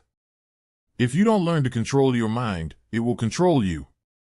And it won't do it with kindness. It will run wild, feeding you fear, anger, anxiety, and insecurity until you're reacting to life like a puppet on strings. Every emotion that hijacks you. Every impulsive decision you regret. Every moment you lash out, withdraw, procrastinate, overthink, self-sabotage. They don't come from the world. They come from the way your mind interprets the world. This is not philosophy. This is neurology. And if you want to be a man who builds, leads, and inspires, you can't be a slave to a mind you never trained.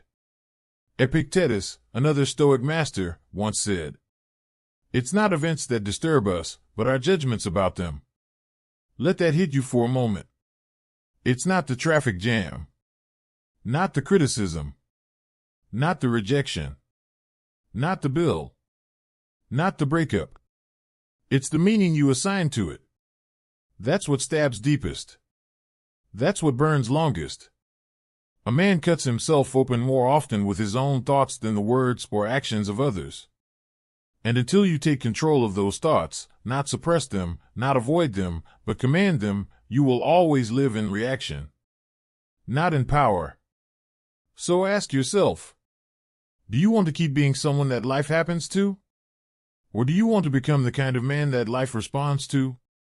Here's the process, and it's not glamorous, but it's sacred. When you feel anger rising, observe it. Don't feed it. When doubt creeps in, don't wrestle with it. Watch it. Understand it. When fear whispers worst-case scenarios, meet it with reason, not resistance. That space, that tiny pause between stimulus and reaction, is where you reclaim your freedom. You're not weak because you feel. You're human. But you become powerful the moment you realize. You don't have to act on every feeling. You don't owe your emotions the keys to your behavior. You owe your self-discipline. You owe your self-control. You owe your self-ownership of your own mind, because no one else will do that work for you. And here's what most never understand. The world doesn't break you. Your untrained mind does. That snide comment that ruined your day? It had no power. Until you gave it meaning.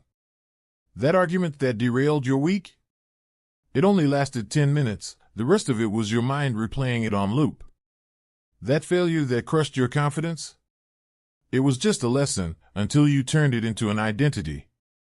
This is why mastering your mind is not a hobby. It's a mission. A daily battle. And you win not by force, but by awareness. By watching your mind like a disciplined warrior, not a passive observer. By catching the lie before it becomes a belief. By noticing the emotion before it becomes a reaction. By owning your internal world so deeply that nothing external can shake it. Because the moment you can sit still with a turbulent mind and not get swept away, that's the moment the game changes.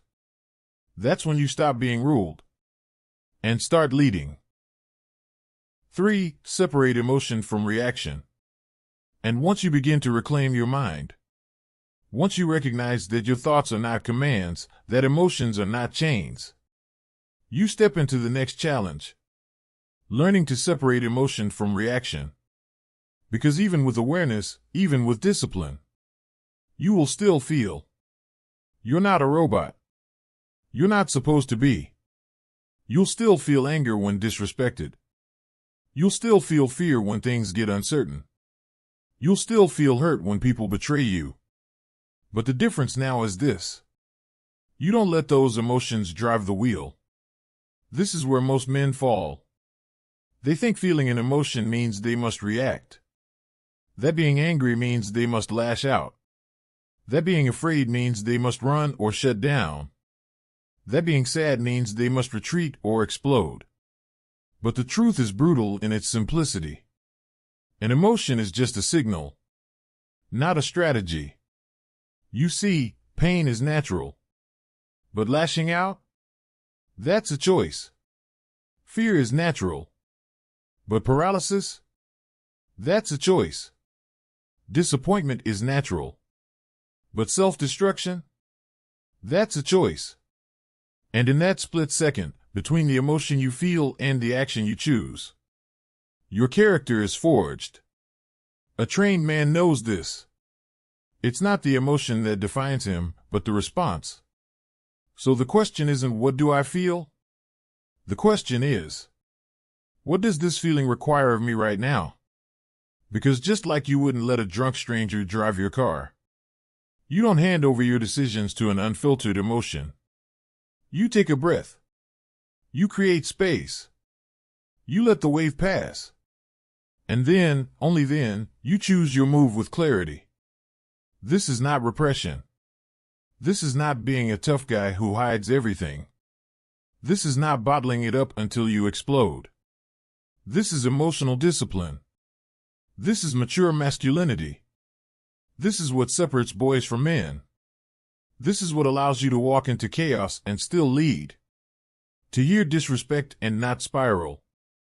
To face fear and still step forward. To feel rage and choose peace anyway. Because here's the truth that no one ever taught you. You don't have to attend every emotional argument your mind invites you to. You don't have to fire back just because you're triggered. You don't have to prove your strength with noise. Real strength is measured in restraint. In silence. In the moment you could lose control, but don't. Think about the last time you let anger speak for you. Did it solve the problem or just create new ones? Think about the last time you acted on fear. Did it protect you or keep you small? How many times have you wished you could take back the words, the actions, the reactions you gave? Not because they weren't justified in the moment, but because they didn't reflect the man you want to be. That's the lesson. Emotions are real, but they are not the truth. They pass. They fade. But what stays? The way you respond. And if you can learn to feel without surrendering, to experience without exploding, to hurt without harming, then you've earned something that no one can take from you. Power. Internal power. Quiet, unshakable power. From now on, remember this. A feeling is not a command. A thought is not an obligation. A trigger is not a justification. You are the one behind the wheel. And every time you choose presence over impulse, you become more than just a man who survives. You become a man who leads. Respond, don't react. Once you've built the strength to feel without being controlled, once you've learned to sit in the storm of your own emotion and not be swept away, you are ready for the next level of mastery. The art of response over reaction. Because emotion is only one part of the equation. Pressure is the other. You can be calm at rest. But what about when life shoves you? When someone cuts you off in traffic? When your partner pushes your buttons?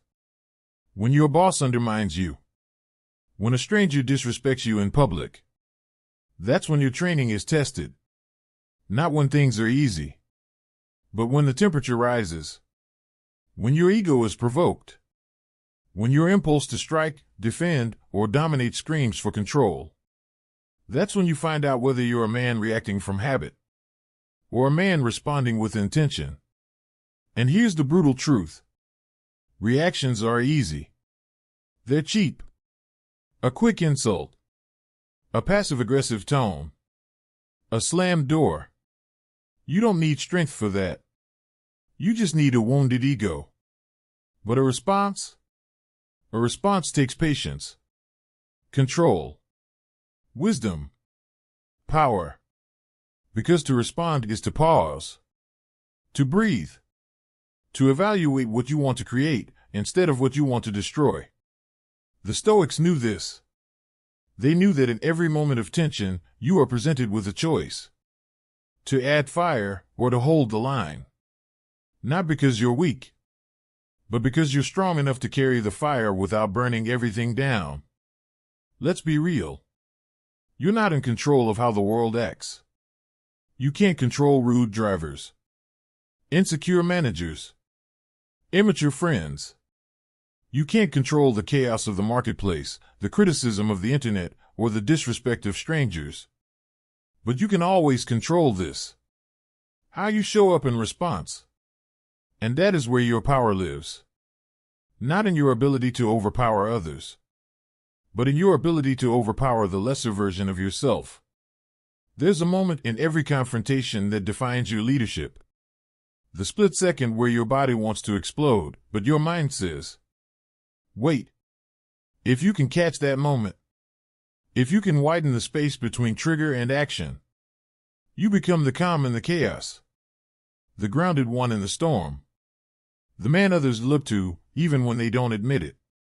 Because that level of presence is magnetic. It's rare.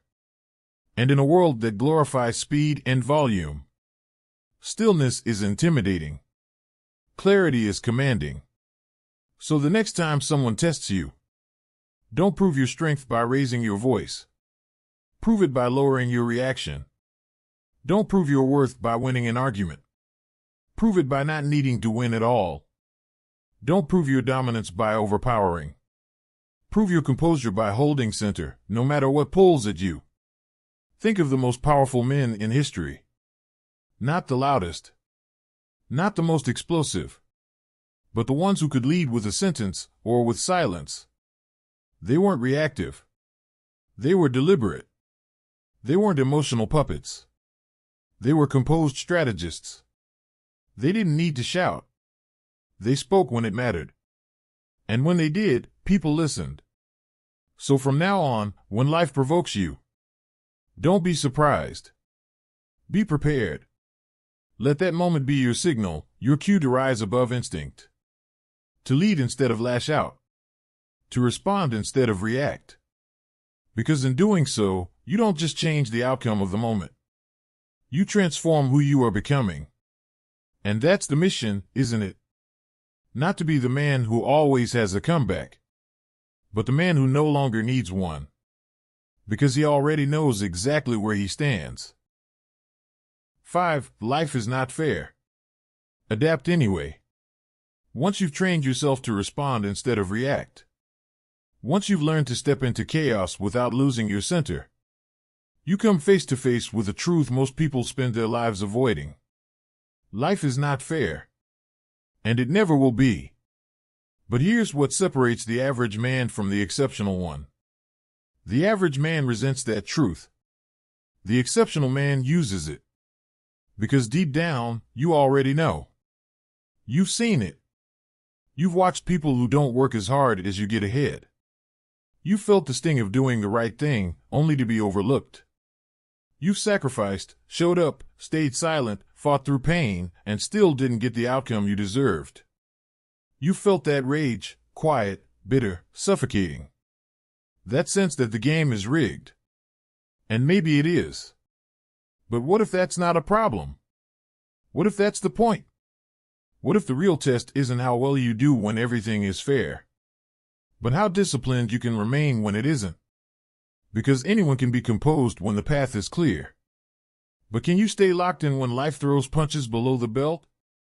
Can you move forward when you've been hit harder than you expected, harder than you earned? That's what separates men who break from men who build. You see, unfairness is not a malfunction of life. It is the design. Not to punish you, but to shape you. Because when life denies you what you've earned, that's when it gives you something more valuable. The chance to become the kind of man who keeps going anyway. Every injustice you faced, every betrayal, every setback, every door slammed shut. You can let it break you.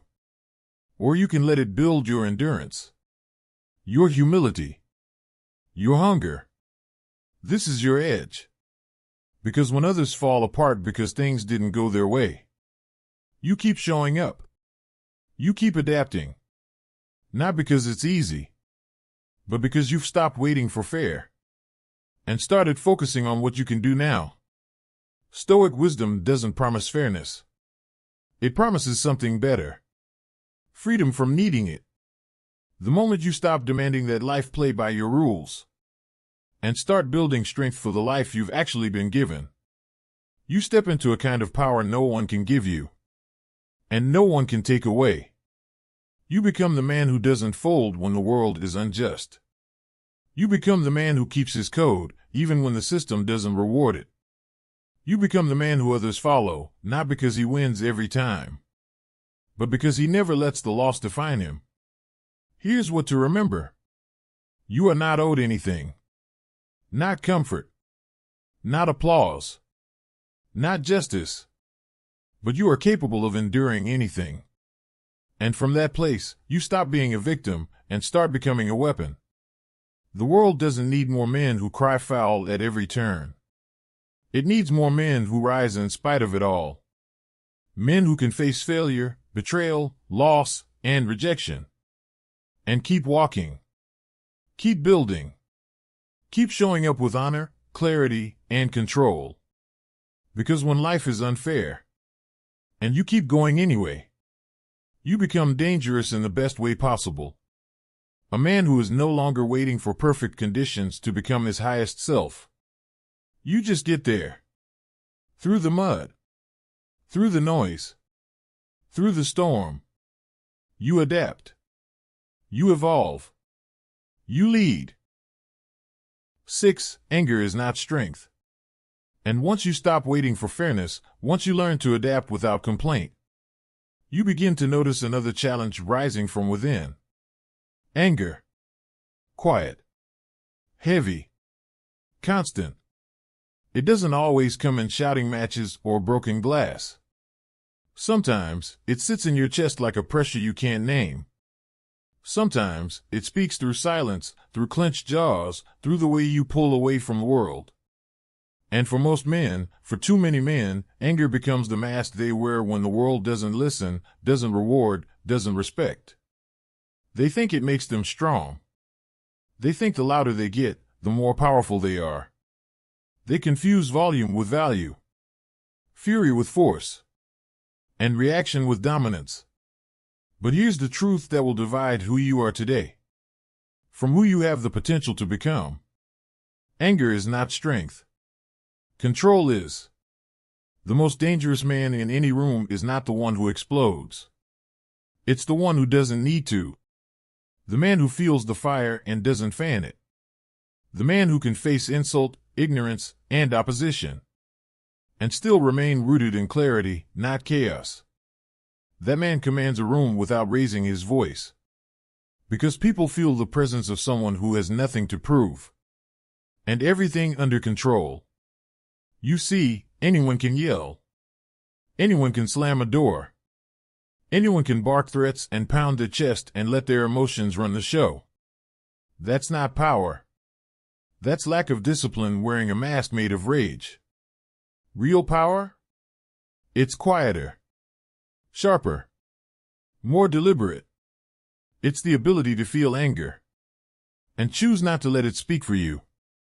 Not because you're scared, but because you refuse to let something temporary destroy what you're building permanently. And here's what they never taught us as men. You don't become less of a man by staying calm. You become more of one. Because anger doesn't require strength. Restraint does. Every time you don't respond to disrespect with fury, you sharpen your edge. Every time you choose silence over shouting, you grow deeper roots. Every time you walk away from a fight that would only feed your ego, you walk closer to the kind of man your future needs you to be. This isn't passivity. This isn't submission. This is war, and the battlefield is within. And when you win that battle, when you stop letting anger hijack your dignity, you become dangerous in a new way. Not because you're unpredictable, but because you're unshakable. So the next time anger rises, and it will, pause. Ask yourself, is this helping me become the man I said I would be? Or is this just another excuse to lose control? Because the more you master this, the more you realize silence is not weakness. It's a weapon. And the man who doesn't react the way the world expects, that's the man people remember. You don't need to raise your voice to raise your value. You don't need to explode to prove you're not to be crossed. Your calm is your clarity. Your restraint is your strength.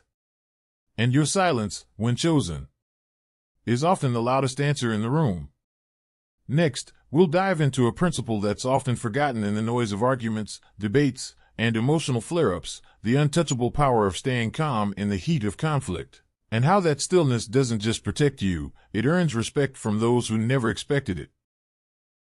7. Calm in conflict will earn you respect. Once you've seen through the lie that anger makes you powerful, once you've tasted the strength in silence, the dominance in restraint, you begin to notice something strange happening in the world around you. People start to pay attention. Not because you shouted, not because you demanded it, but because you stood there, still, grounded, unshaken, while everyone else lost their grip. That is the moment you understand I'll almost never learn. Respect is not seized through noise. It's earned through presence. In conflict, most people escalate. They get louder, meaner, more frantic. Their ego is bleeding, and they want you to bleed with them. They throw chaos at you like gasoline, hoping you'll strike the match.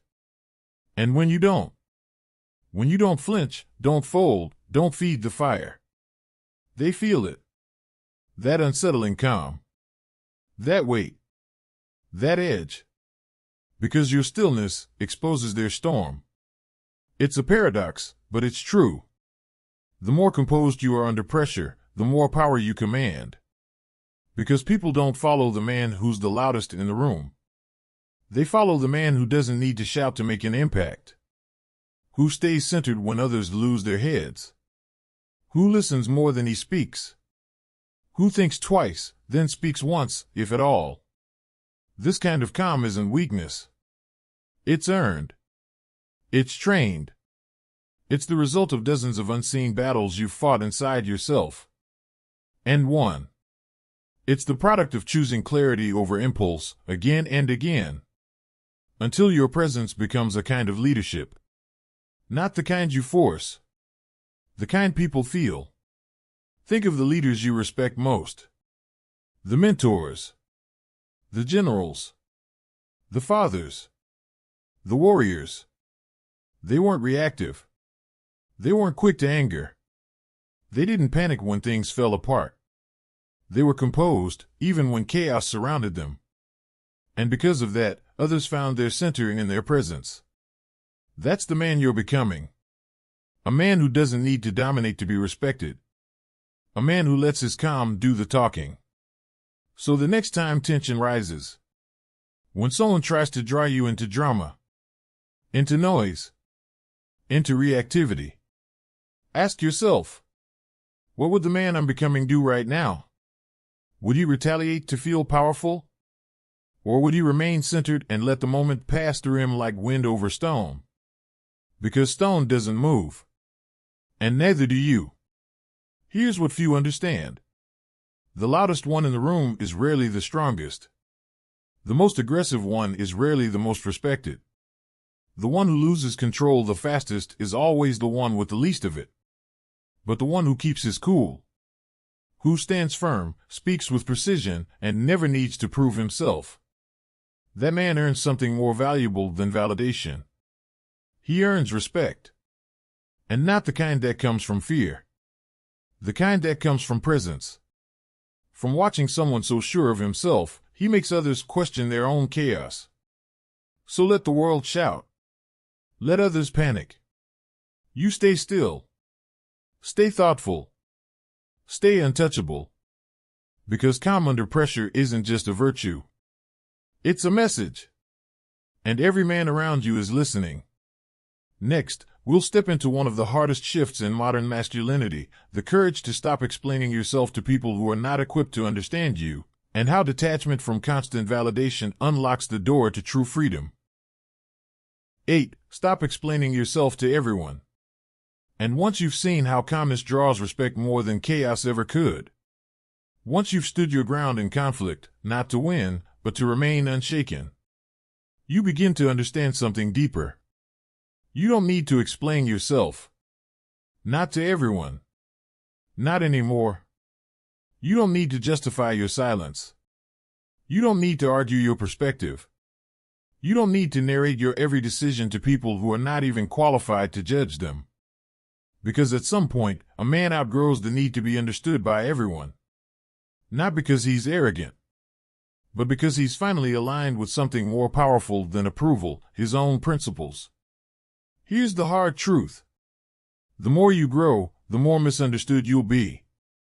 The clearer you get, the more you'll be questioned. The quieter you become, the louder the world will demand your explanation. And if you're not careful, you'll spend more energy proving yourself than building yourself. But real growth requires distance. Real power demands selectivity.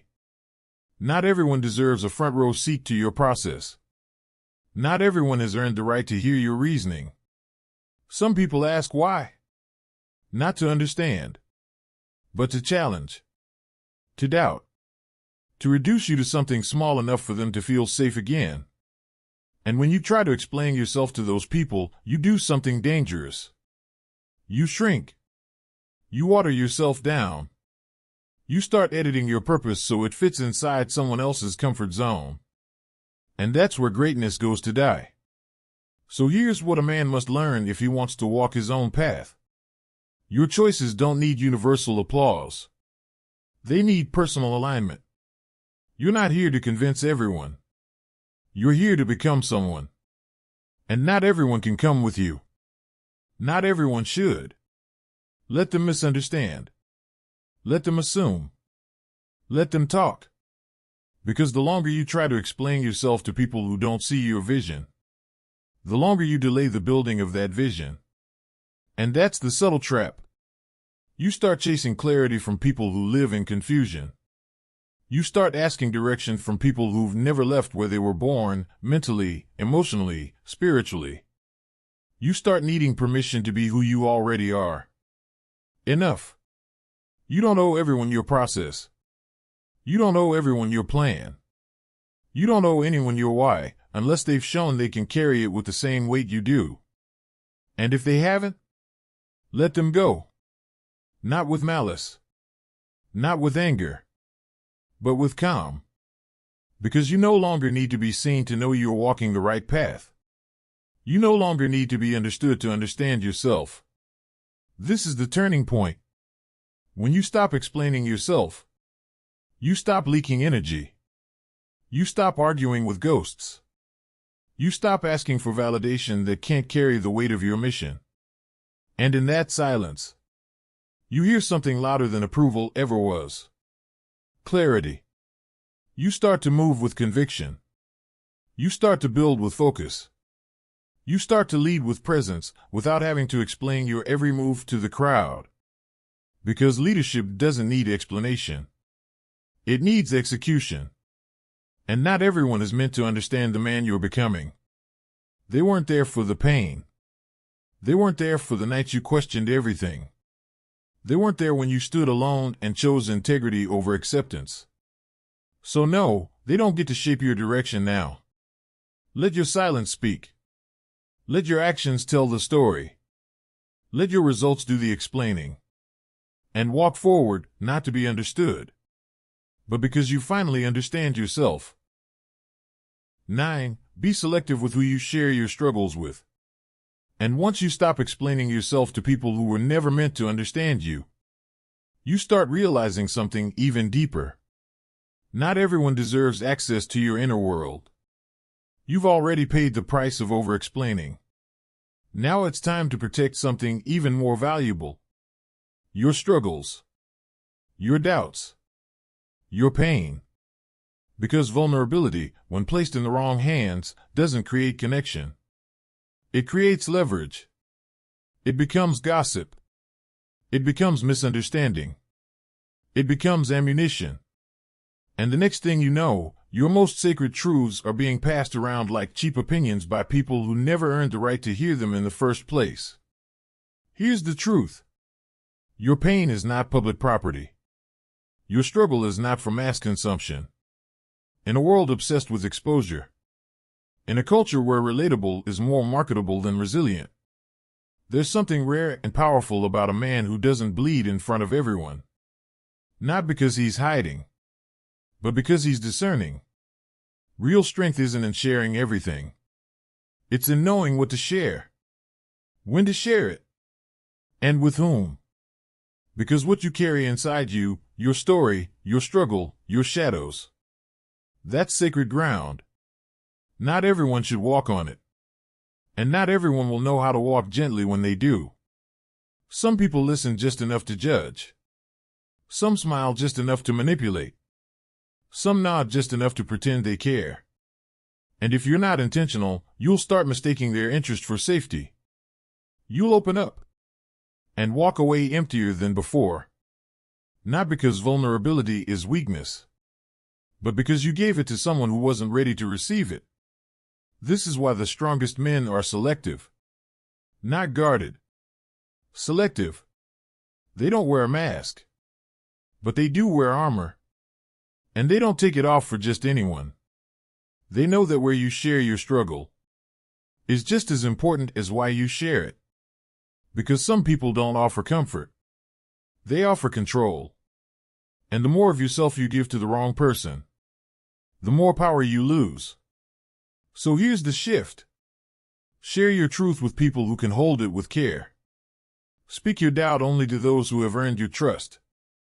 Offer your struggle only to those who are willing to help carry it, not criticize it. The rest? Let them wonder. Let them speculate. Let them make up their own stories if they must. Because the people who matter, the real ones, they'll never need a performance. They'll never ask you to prove your pain. They'll sit with you in silence, and that'll be enough. Remember this. Not everyone has the emotional depth to hold what you carry.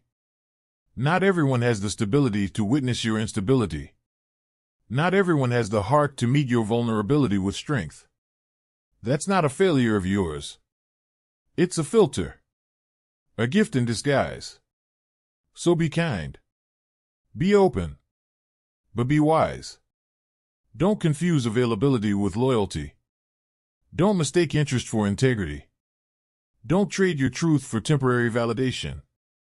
The most powerful man in the room is often the one who listens more than he speaks, feels more than he shows, and shares only when the room has earned his trust. 10. True intelligence is a cold mind in a hot situation. After everything. After the silence, the restraint, the calm, the detachment. There's still one test that exposes every man for who he really is.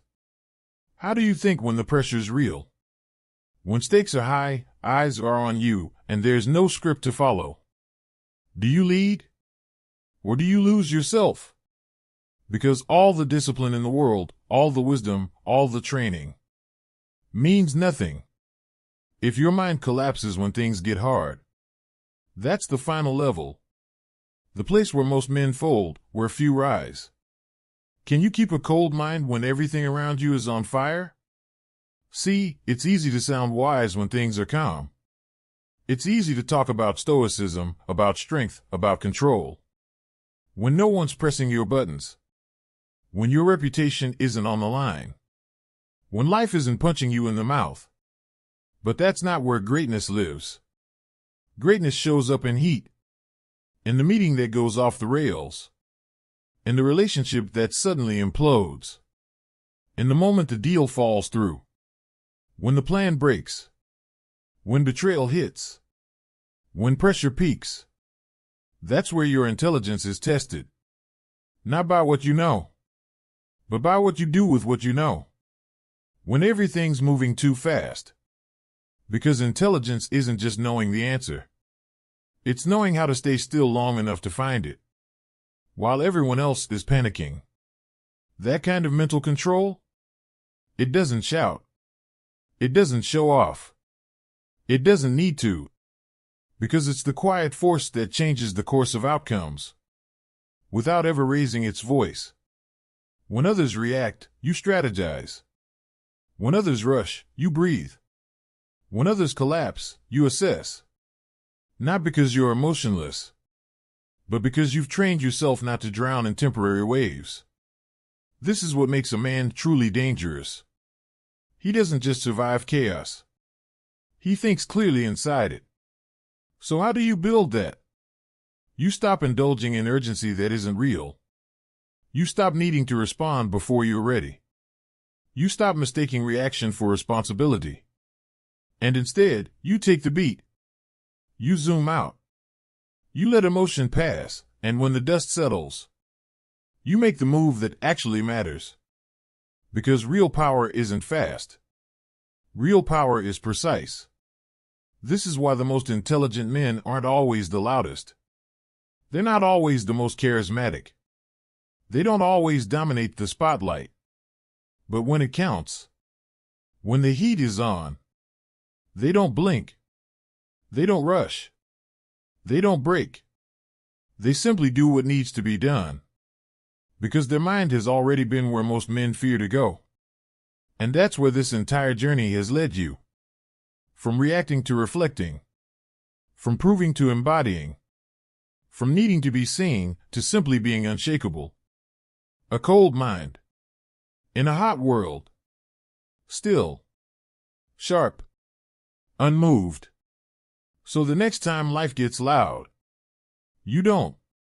You think. You breathe. You respond. Because you are no longer here to survive pressure. You are here to perform under it. To lead inside of it. To rise above it. Not with emotion, but with precision. Not with noise, but with presence. Because true intelligence is the man who remains cool when the world burns and still chooses the right move. Pause. Just for a moment. Step back from the noise. Turn away from the pressure. And look inward, where the real battle is being fought. Because the truth is, mastery of the outer world begins with mastery of the inner one. And no man will ever be truly free until he learns to lead himself first. You don't need to scream to prove your success. You don't need to justify your worth to be respected. You don't need to be seen to be powerful. Success isn't found in noise. It's found in presence. In discipline. In how you carry yourself when no one's watching. So start there. Start with the calm. Start with the silence. And build from the inside out. Because the world doesn't need more men who chase everything. It needs more men who own themselves. Follow now for deeper mindset strategies drawn from timeless stoic wisdom. And rise, not just above the chaos, but above the version of yourself you've outgrown. Have you ever said something in anger and regretted it instantly? That split second of emotional reaction can cost you peace, relationships, even your own self-respect. But what if you could pause, just for a breath, and respond instead of react? That pause is not weakness. It's a doorway. A moment of power few ever learn to use. Because true calm isn't something you're born with. It's not a gift, it's a discipline. And it can be trained. Starting today. 1. Respond, don't react. Between stimulus and response, there is a space. In that space is your power. There's a difference, an often invisible one, between a man who reacts and a man who responds. The one who reacts is owned by his emotions. The one who responds? He owns himself. Modern society is loud, fast, and aggressively emotional. People speak before they think, tweet before they reflect, fight before they breathe. That's not power. That's chaos disguised as masculinity. The truth is, raw reaction is not strength. It's submission to your ego, your pain, your triggers, your fear. Every time you explode in anger, lash out in frustration, or crumble in anxiety, you are giving your power away. Handing it over to whatever, or whoever, provoked you. You were not born to be a slave to your emotions. You were born to master them. And mastery begins in the pause. That split second between what happens and what you do next, that's where the strongest men live. That space is where character is forged. Where greatness begins. Where you stop being a product of the world and start becoming a force within it. Think of every leader you've ever admired. Did they flinch? Did they yell? Or did they stand in stillness, rooted like an oak, unmoved by the storms around them? That stillness isn't passive. It's active. It's trained. It's chosen. So here's the challenge for today, for this moment. When someone cuts you off in traffic, when a colleague disrespects you, when your plans fall apart, when your ego is screaming for revenge, validation, or dominance, don't react. Respond. Pause. Breathe. Pull back the curtain on your automatic impulse and ask, does this emotion serve my mission? Is this action aligned with the man I want to become? Because being a man isn't about how loud you roar, it's about how deeply you can control the fire inside you. You don't have to be cold. You don't have to be emotionless. But you do have to be deliberate. You're not a wild animal. You're not a boy anymore. You're not a puppet on the strings of old wounds and unchecked instincts. You're a builder of discipline, a sculptor of strength, a commander of inner peace. And the next time chaos knocks at your door, let it. But don't open. Stand tall. Breathe slow. And respond with clarity, not instinct. That's your edge. That's your superpower. Action step. The next time your blood starts to boil, don't act. Don't speak. Pause for just 3 seconds. Breathe in. Breathe out. Then ask, what would the strongest version of me do next? Because that version is always watching. And you are training him with every response you choose. 2. Calm is not a gift. It's a discipline. And if you've made it this far, if you've tasted the strength found in a pause, you already know the truth most men avoid their whole lives. Calm is not something you're born with. It's something you earn. Every single day. You see, some people love to say, he's just a naturally chill guy. No. He's not. He's the product of deliberate resistance. He's the result of 1,000 silent battles no one ever saw. He wasn't gifted calm, he built it, brick by brick, breath by breath. Because life doesn't hand you peace. Life throws you noise, pressure, chaos. And in the middle of that, you either crumble or construct. The man who is calm under pressure isn't lucky, he's practiced.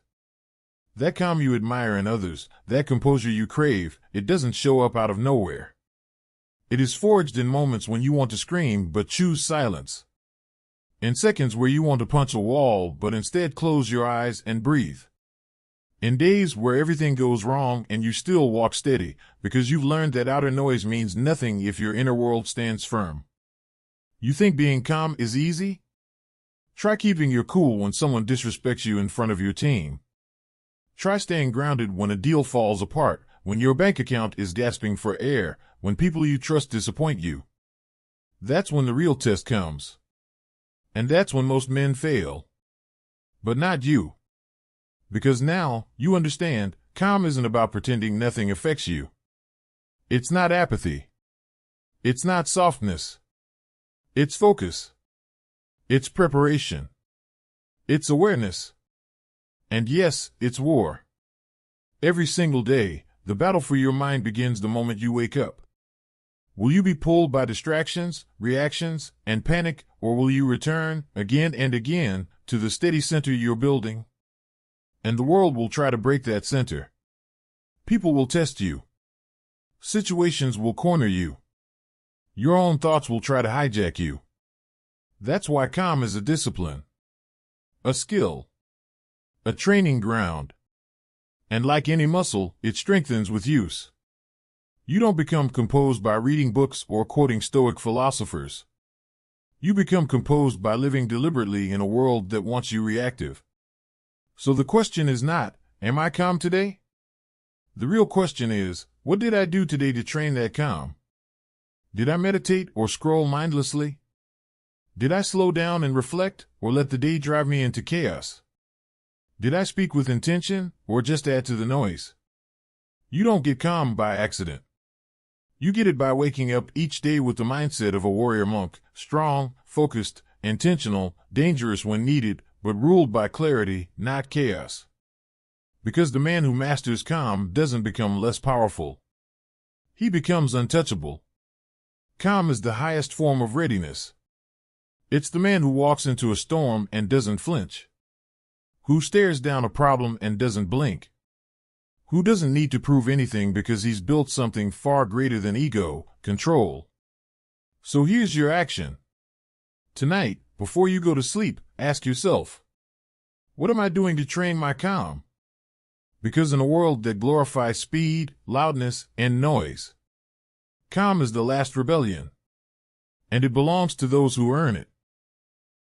3. True power is calm under fire. If calm is a skill, if it's something you train, like iron forged under heat, then conflict is the gem where that strength gets tested. You can meditate on mountains. You can read every philosophy known to man. But until you can hold your center in the middle of conflict, your calm isn't real. It's easy to breathe deeply when the world is quiet. It's easy to look composed when no one's pushing your buttons. But what about when someone looks you dead in the eye and tries to rattle you? What about when disrespect walks in wearing a smile? What about when egos clash, voices rise, and all eyes are watching to see what kind of man you'll be? That's the proving ground. That's where the line between fake strength and real power gets drawn. And here's the truth that most never realize. Conflict doesn't create character, it reveals it. The loudest man in the room isn't the strongest. The fastest fist isn't the most dangerous. The one who keeps his cool, he's the one everyone's watching. Because calm in conflict isn't silence, it's presence. It's not about shutting down. It's about standing firm. It's not passive. It's precision. Imagine this, a man steps into a room, eyes steady, posture rooted, voice calm but undeniable. Everyone else is loud, flustered, emotional. He says little, but every word lands. He doesn't rise to their chaos. He pulls the room down to his level. That is control. That is leadership. That is power. And it's rare. We live in a world where people equate anger with strength, aggression with dominance, volume with victory. But the man who doesn't take the bait, who doesn't need to shout, prove, or perform, is playing a higher game. Because when someone tries to provoke you, what they really want is your reaction. And when you give it to them, you hand them your control, your power, your presence. So choose differently. Choose to be the one who disarms tension, not feeds it. Choose to be the calm in the storm, not another drop in the downpour. Not because you're weak, but because you're too strong to be moved by small things. Let them misunderstand you. Let them underestimate you. Let them talk. Let them shout. You stay still. You speak slow. You move with precision. That's how you win battles without even fighting. Because when you don't react the way they expect, when you don't rise to their drama, you confuse them. You break their rhythm. You shatter their illusion of control. That's not avoidance. That's strategy. That's what real warriors have always known. The samurai. The Stoics. The modern-day men who've learned that control is the final frontier of power. And here's your challenge. The next time someone tries to pull you into chaos, don't engage. Don't raise your voice. Don't match their fire. Lower your energy.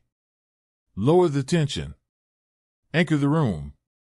Let them wonder why their tactics aren't working. Let them realize, too late, that they're playing checkers and you're playing chess. Because when you carry calm into conflict, you don't just hold your ground, you own it. And in a world full of noise, the man who speaks softly, only when needed, is the one everyone listens to. 4. Anger isn't power. Control is. So now you understand. Real strength isn't about being the loudest man in the room.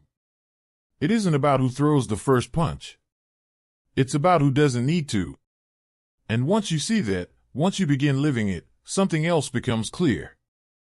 Anger isn't power. It's a trap. For years, the world told you otherwise.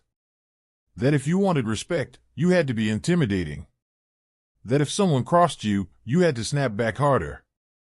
That fury was the fire that fueled real men. But here's the truth that breaks that myth into dust. Uncontrolled anger doesn't make you powerful. It makes you predictable. Anyone can trigger it. Anyone can use it. And when they do, you lose yourself, your words, your judgment, your image, your ground. Every time you explode, you let someone else dictate your behavior. You hand over your frame, your presence, your code. That is not dominance. That is dependence. You are not dangerous because you can rage. You are dangerous when you don't have to. Because the most dangerous man in the room isn't the one who's red in the face. It's the one who's calm. Calm and fully capable of action if needed. But never moved by impulse. Think about it. When you're angry, do you speak with precision or with poison? Do you aim your words like arrows or throw them like shrapnel? Anger clouds the mind. It hijacks your logic. And in that fog, you don't fight for truth. You fight to win. Even if the war isn't worth it. You say things you regret. You make choices you wouldn't make sober. And when the dust settles, what's left? A brief flash of power? Or a slow burn of shame? Let's make this clear. Choosing not to react in anger isn't weakness. It's the highest form of self-command. Because it takes almost nothing to get mad.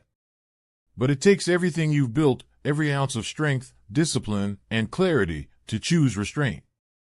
There is nothing more powerful than the man who sees red and still chooses clarity.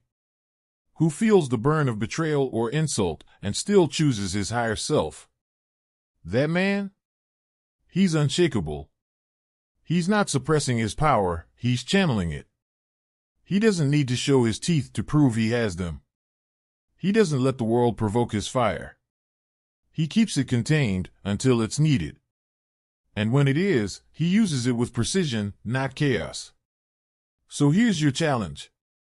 The next time someone tries to light your fuse, pause. Not to ignore. Not to suppress. But to redirect. Ask yourself, does this deserve my peace? Then act like a man who knows that peace is something earned and protected. Because when you train yourself to rise above your anger, rather than from within it, you step into a level of leadership most men never touch. A man who isn't mastered by his anger becomes the kind of man others look to in times of crisis. A rock. A guide. A force. Not because he's soft, but because he's solid. And the next time someone sees you standing firm, composed, unshaken, they won't just see a calm man. They'll see a man who could destroy everything, but chooses not to. Because he knows true power doesn't roar, it reigns. 5. Silence is a weapon. If you know how to wield it. After anger fades, and you choose not to react, not to explode, you're left with a void. A moment of space. Most men panic in that silence. They rush to fill it. But the wise man doesn't. He understands that silence is an absence. It's dominance. When you choose silence, especially when everything inside you wants to shout, it's not retreat. It's strategy. It's the art of doing less to say more. And here's the thing, in a world addicted to reaction, silence is disruptive. It rattles people. It breaks their rhythm. It throws them off balance. When you don't react as expected, you create uncertainty, and that, in itself, is power. Most people don't know how to handle a man who doesn't flinch. Who doesn't argue? Who doesn't dance in the drama? They expect resistance. They feed off energy. When you give them silence instead, they're left standing in their own noise. And that silence? It says more than 1,000 rebuttals ever could. It says, I'm not here to entertain your chaos. I don't need to defend myself, I know who I am. You don't get access to my energy. Let them talk. Let them provoke. You already know your worth, and men who know their worth don't spend it proving themselves to people who can't afford them. That's not weakness. That's lethal control. Because silence can slice cleaner than any comeback. It can expose the insecurity in another's noise. It can shift the power dynamic without a single raised word. And yes, it's uncomfortable. At first, you'll feel the urge to speak, to explain, to be understood. But that urge is rooted in ego. Real power doesn't need validation. It needs clarity. You are not here to convince people who misunderstand you. You are here to build a life that makes misunderstanding irrelevant. That's what silence allows. It removes you from the emotional game board. While others play checkers with their feelings, you're off the board entirely, untouchable. Silence is the pause before the perfect strike. It's the stillness before the storm that you control. It's the space where thoughts sharpen, strategy forms, and fools expose themselves. And remember, silence is not an action. It's deliberate. It's the man in the room who speaks only when necessary, and when he does, everyone listens.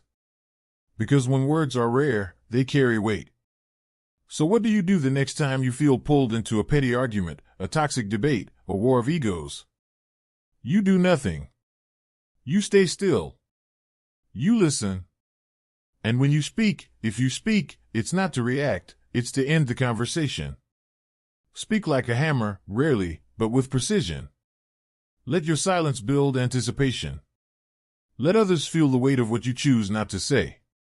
Because in a world that can't stop talking, the man who chooses silence with intention doesn't just stand apart, he stands above. 6. The present moment is your power base. Silence gives you space. And in that space, something rare begins to emerge, awareness. Not noise. Not confusion. But pure, focused presence. And if silence is the sword, then presence is the shield. It protects you from two of the most corrosive forces that haunt the modern man, regret of the past and fear of the future. You felt them. The weight of what you should have done. The anxiety of what might happen. They lurk in your mind like shadows, whispering, pulling, draining. But here's the truth.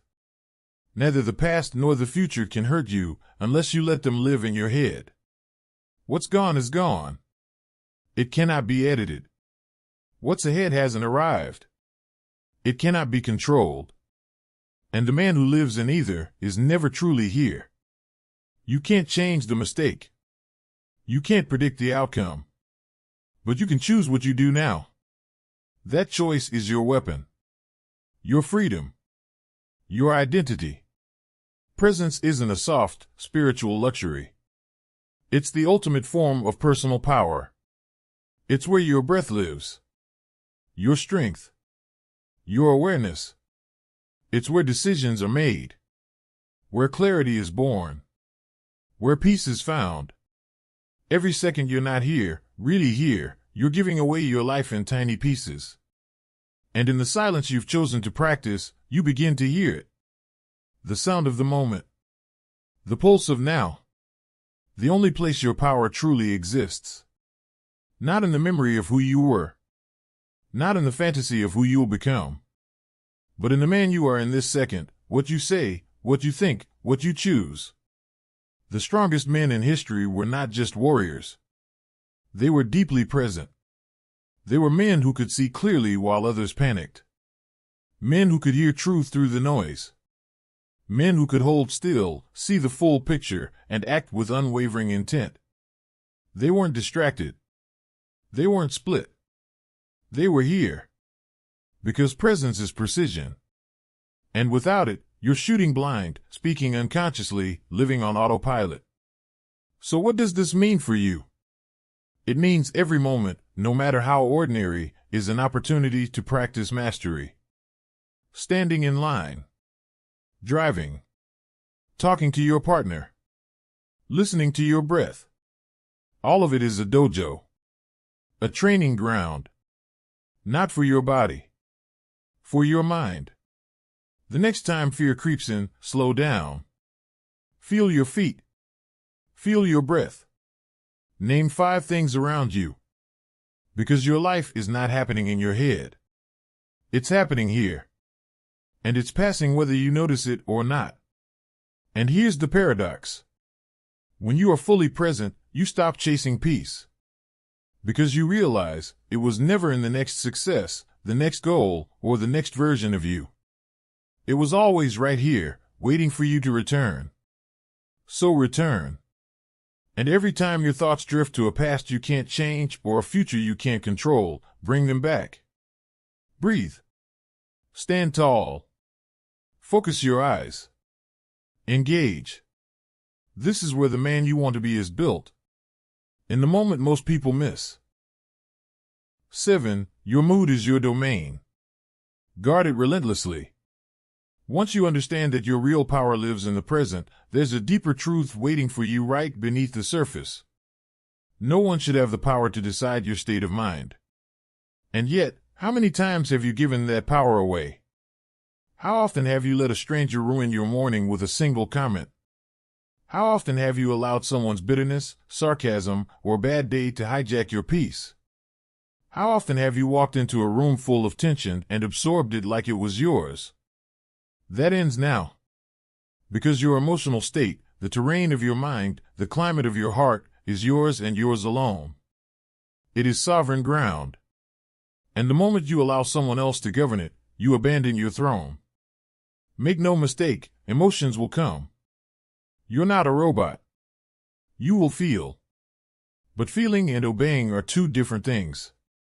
You can feel anger without becoming it. You can feel anxiety without drowning in it. You can feel the sting of someone's words without letting them shape your internal weather. And the man who learns to hold space between stimulus and state, between what happens and how he feels, is no longer at the mercy of life. He's standing above it, watching it move, choosing his steps like a general on high ground. Because here's the truth most men never hear. Your mood is a choice.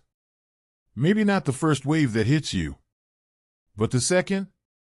The third? The story you tell yourself after it? That's you. That's learned. That's trained. You don't control what they do. But you always control what it means to you. You get to decide whether their insult defines you. You get to decide whether a delay ruins your day. You get to decide whether someone else's chaos becomes your emotional soundtrack. That's radical ownership. And it's uncomfortable. Because it means no more blaming. No more he made me feel. Only, I chose how to carry it. But with that ownership comes the freedom most men spend their entire lives chasing. You become unmoved by petty minds. Untouched by emotional manipulation. Unshaken by opinions that don't matter. Because you've built something bigger than validation, you've built emotional sovereignty. And that is rare. The man who guards his mood like sacred ground becomes the kind of man others look to in times of crisis. He's not shaken by tone. He's not thrown by energy. He's not reactive to tension. He sets the tone. He carries the energy. He creates the climate. So what do you do next? Start paying attention, not just to what triggers you, but but to how quickly you hand over the keys. Track it. Watch it. Own it. And then, each time, take one step closer to full command. Not cold. Not disconnected. But aware. Unapologetically centered. Because the day you stop letting other people write the script of your emotional life is the day you finally become the author. And no one gets to touch the pen unless you hand it to them. 8. Inner stillness is outer strength.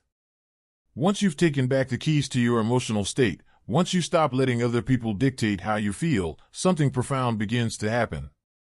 You stop reacting. And you start radiating. Not in a performative way. Not by flexing or posturing. But by simply being grounded, so deeply, so fully, that nothing outside of you can knock you off center. This kind of calm doesn't need to prove itself. It's not loud. It's not flashy. It doesn't wear a mask of confidence. It is confidence, rooted, quiet, real. Because the man who is solid inside doesn't chase control over the world. He has control over himself. And that makes the world respond to him. You've seen this man before. He walks into a room and doesn't rush to fill the space. He doesn't need to speak first, or at all. His presence is an anchor. His silence speaks. And everyone around him, without even knowing why, adjusts. That kind of power doesn't come from money. Or muscle. Or domination. It comes from alignment, when what you believe, feel, and do are all moving in the same direction. It comes from being able to stay still when everything around you is spinning. To stay measured when others are losing their heads. To act when needed, but never out of panic, never out of ego. Because the real test of strength is not whether you can move others. It's whether they can move you. And when you train stillness, when you practice quiet strength, you become immovable. Not stuck. Not stubborn. Just deeply centered. And this centeredness doesn't isolate you. It attracts. It draws respect, not from fear, but from admiration. It makes people feel safe in your presence, because they can sense you're not looking for approval, not playing games, not ruled by impulse. This is how you become a leader. Not just of teams. Of rooms. Of business. But of your own life. Because when a man has nothing to prove and everything to offer, he becomes magnetic. And make no mistake, this calm, this stillness, it isn't gifted. It's built. It's built in the early mornings when you choose discipline over comfort. It's built in the quiet evenings when you reflect instead of numb out. It's built in those tiny moments when you could be dragged into noise, but choose to rise above it. The world is noisy. It's fast. It's loud. It will pull at you, scrolling, shouting, selling, distracting. But the man who can stay calm in the noise becomes the one others follow when the volume gets too high. So here's your reminder. You don't need to control the storm. You just need to not let it inside you. Because real strength doesn't come from pushing. It comes from holding. And the man who can hold peace, presence, and power inside himself, while the world outside spins, is no longer controlled by circumstance. He is the circumstance. He is the standard. He is the force that makes others pause and reconsider. Train your stillness. That is where your greatest power waits. 9. A cold mind in a hot moment is true intelligence. When calm becomes your baseline, when silence and stillness are no longer signs of retreat but tools of power, something deeper begins to sharpen. Your thinking. Not just your intelligence. Not the accumulation of facts. But your clarity. Your discernment. Your ability to stay sharp in the middle of the heat. Because strength without strategy is just noise. Power without perspective is dangerous. And reaction without reflection is the quickest path to regret. This is where many men fall short. They build the muscle.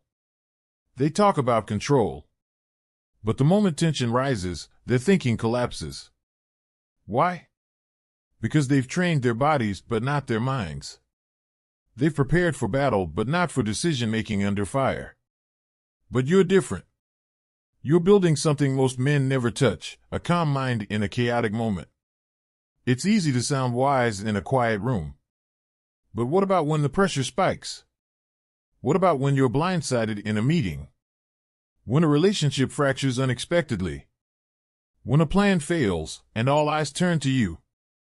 Do you collapse into blame, emotion, noise? Or do you pause to breathe and assess? The man who can slow time in his head while the world speeds up around him. That man holds a different kind of intelligence. He doesn't just survive the moment. He shapes it. This isn't about being passive. It's about being precise. And precision requires distance from the heat, from the noise, from the inner voice that says, do something now. You don't win in the heat by becoming the heat. You win by staying cool. That coolness is not detachment. It's discipline. It's a practiced awareness that says, I see what's happening. I feel the emotion. But I will choose my move, not let the moment choose it for me.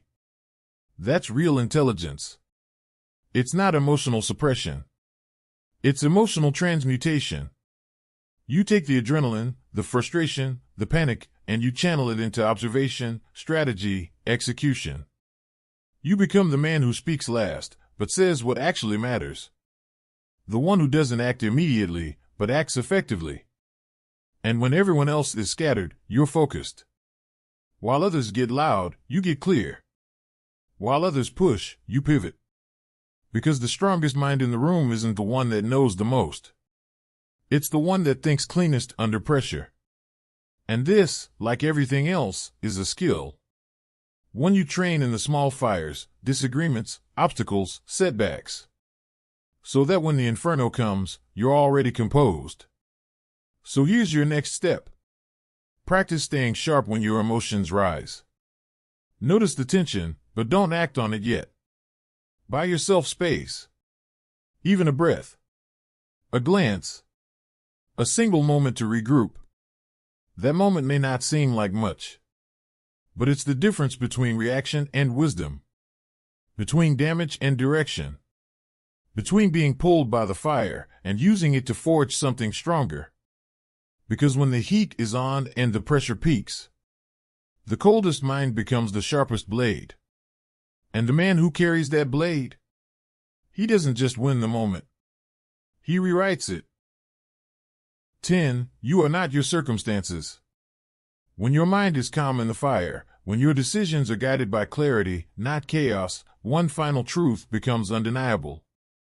You are not your surroundings. You are not your setbacks. You are not your story unless you choose to be. Most people don't live that way. They let the world write their script. They believe they are the product of what happened to them.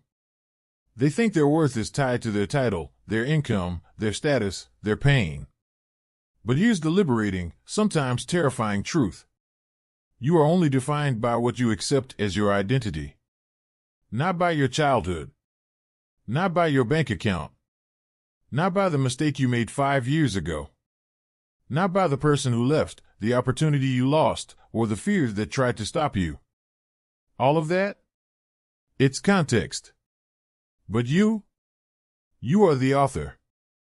You get to decide how the story is told.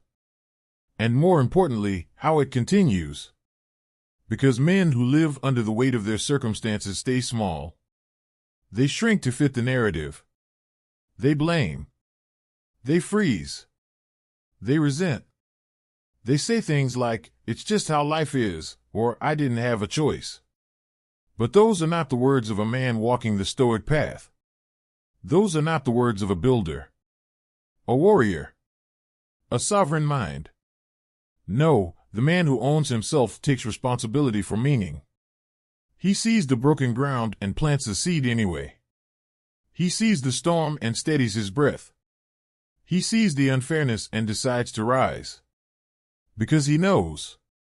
Life isn't supposed to be fair. It's supposed to be his. Shaped. Forged. Crafted. not by comfort, but by consciousness. So let this be your turning point. Whatever you've been through, let it be fuel, not fate. Whatever label the world tried to pin on you, tear it off.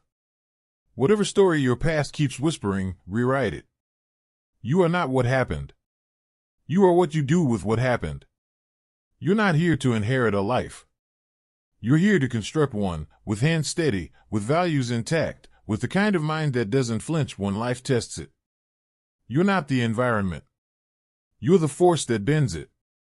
You're not the noise. You're the frequency that cuts through it. And when others collapse under the weight of their circumstances, you stand, not because it's easy, not because you're unaffected, but because you've chosen to believe in the power of who you are becoming.